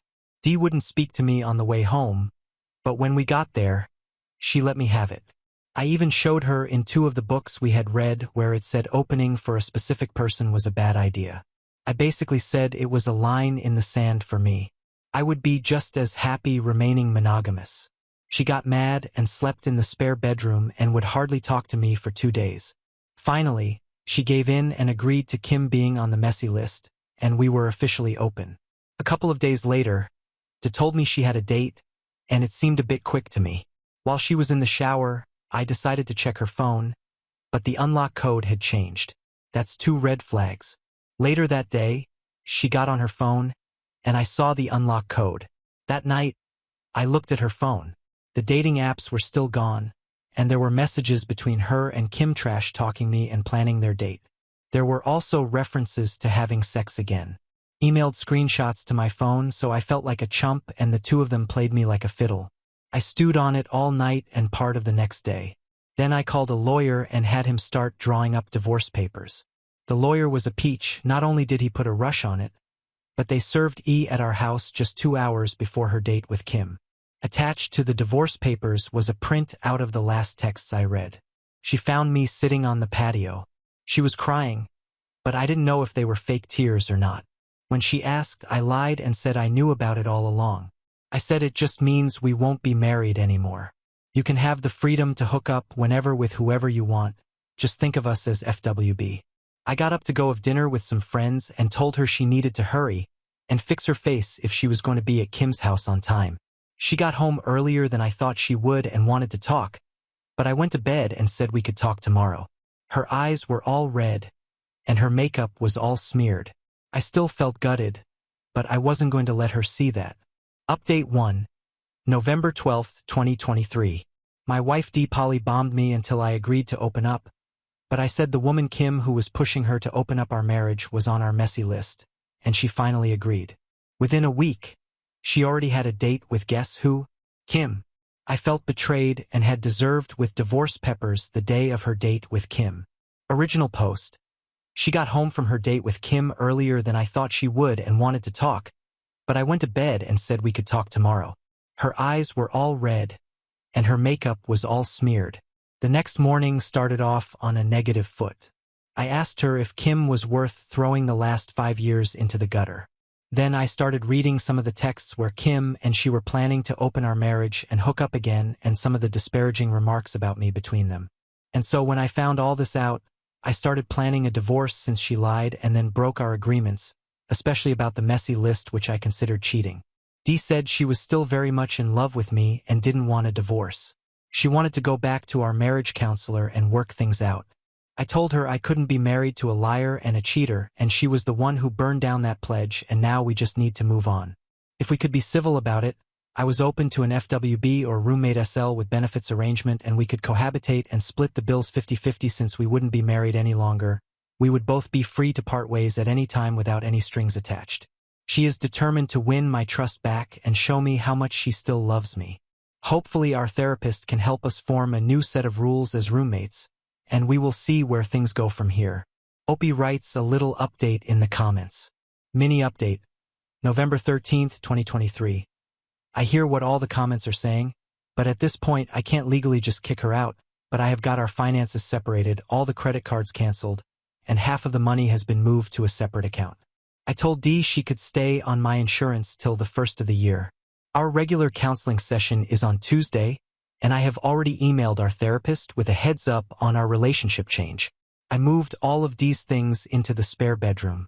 The last couple of days, I've been love-bombed. Dee wants to pump the brakes now on the open relationship and put the divorce on hold.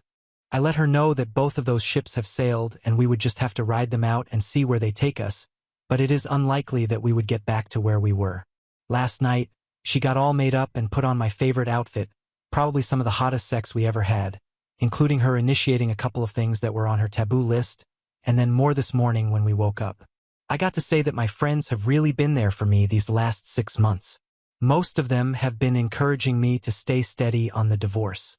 My Sil has told me recently that her sister has had a crush on me for the longest time and wants to set me up with her. Update 2. November 24th, 2023. Update: Polly bombed and opening up. Okay, I'm throwing in the towel.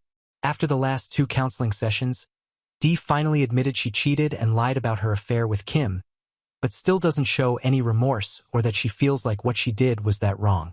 She still tries to blame me for being controlling and dragging my feet on opening up.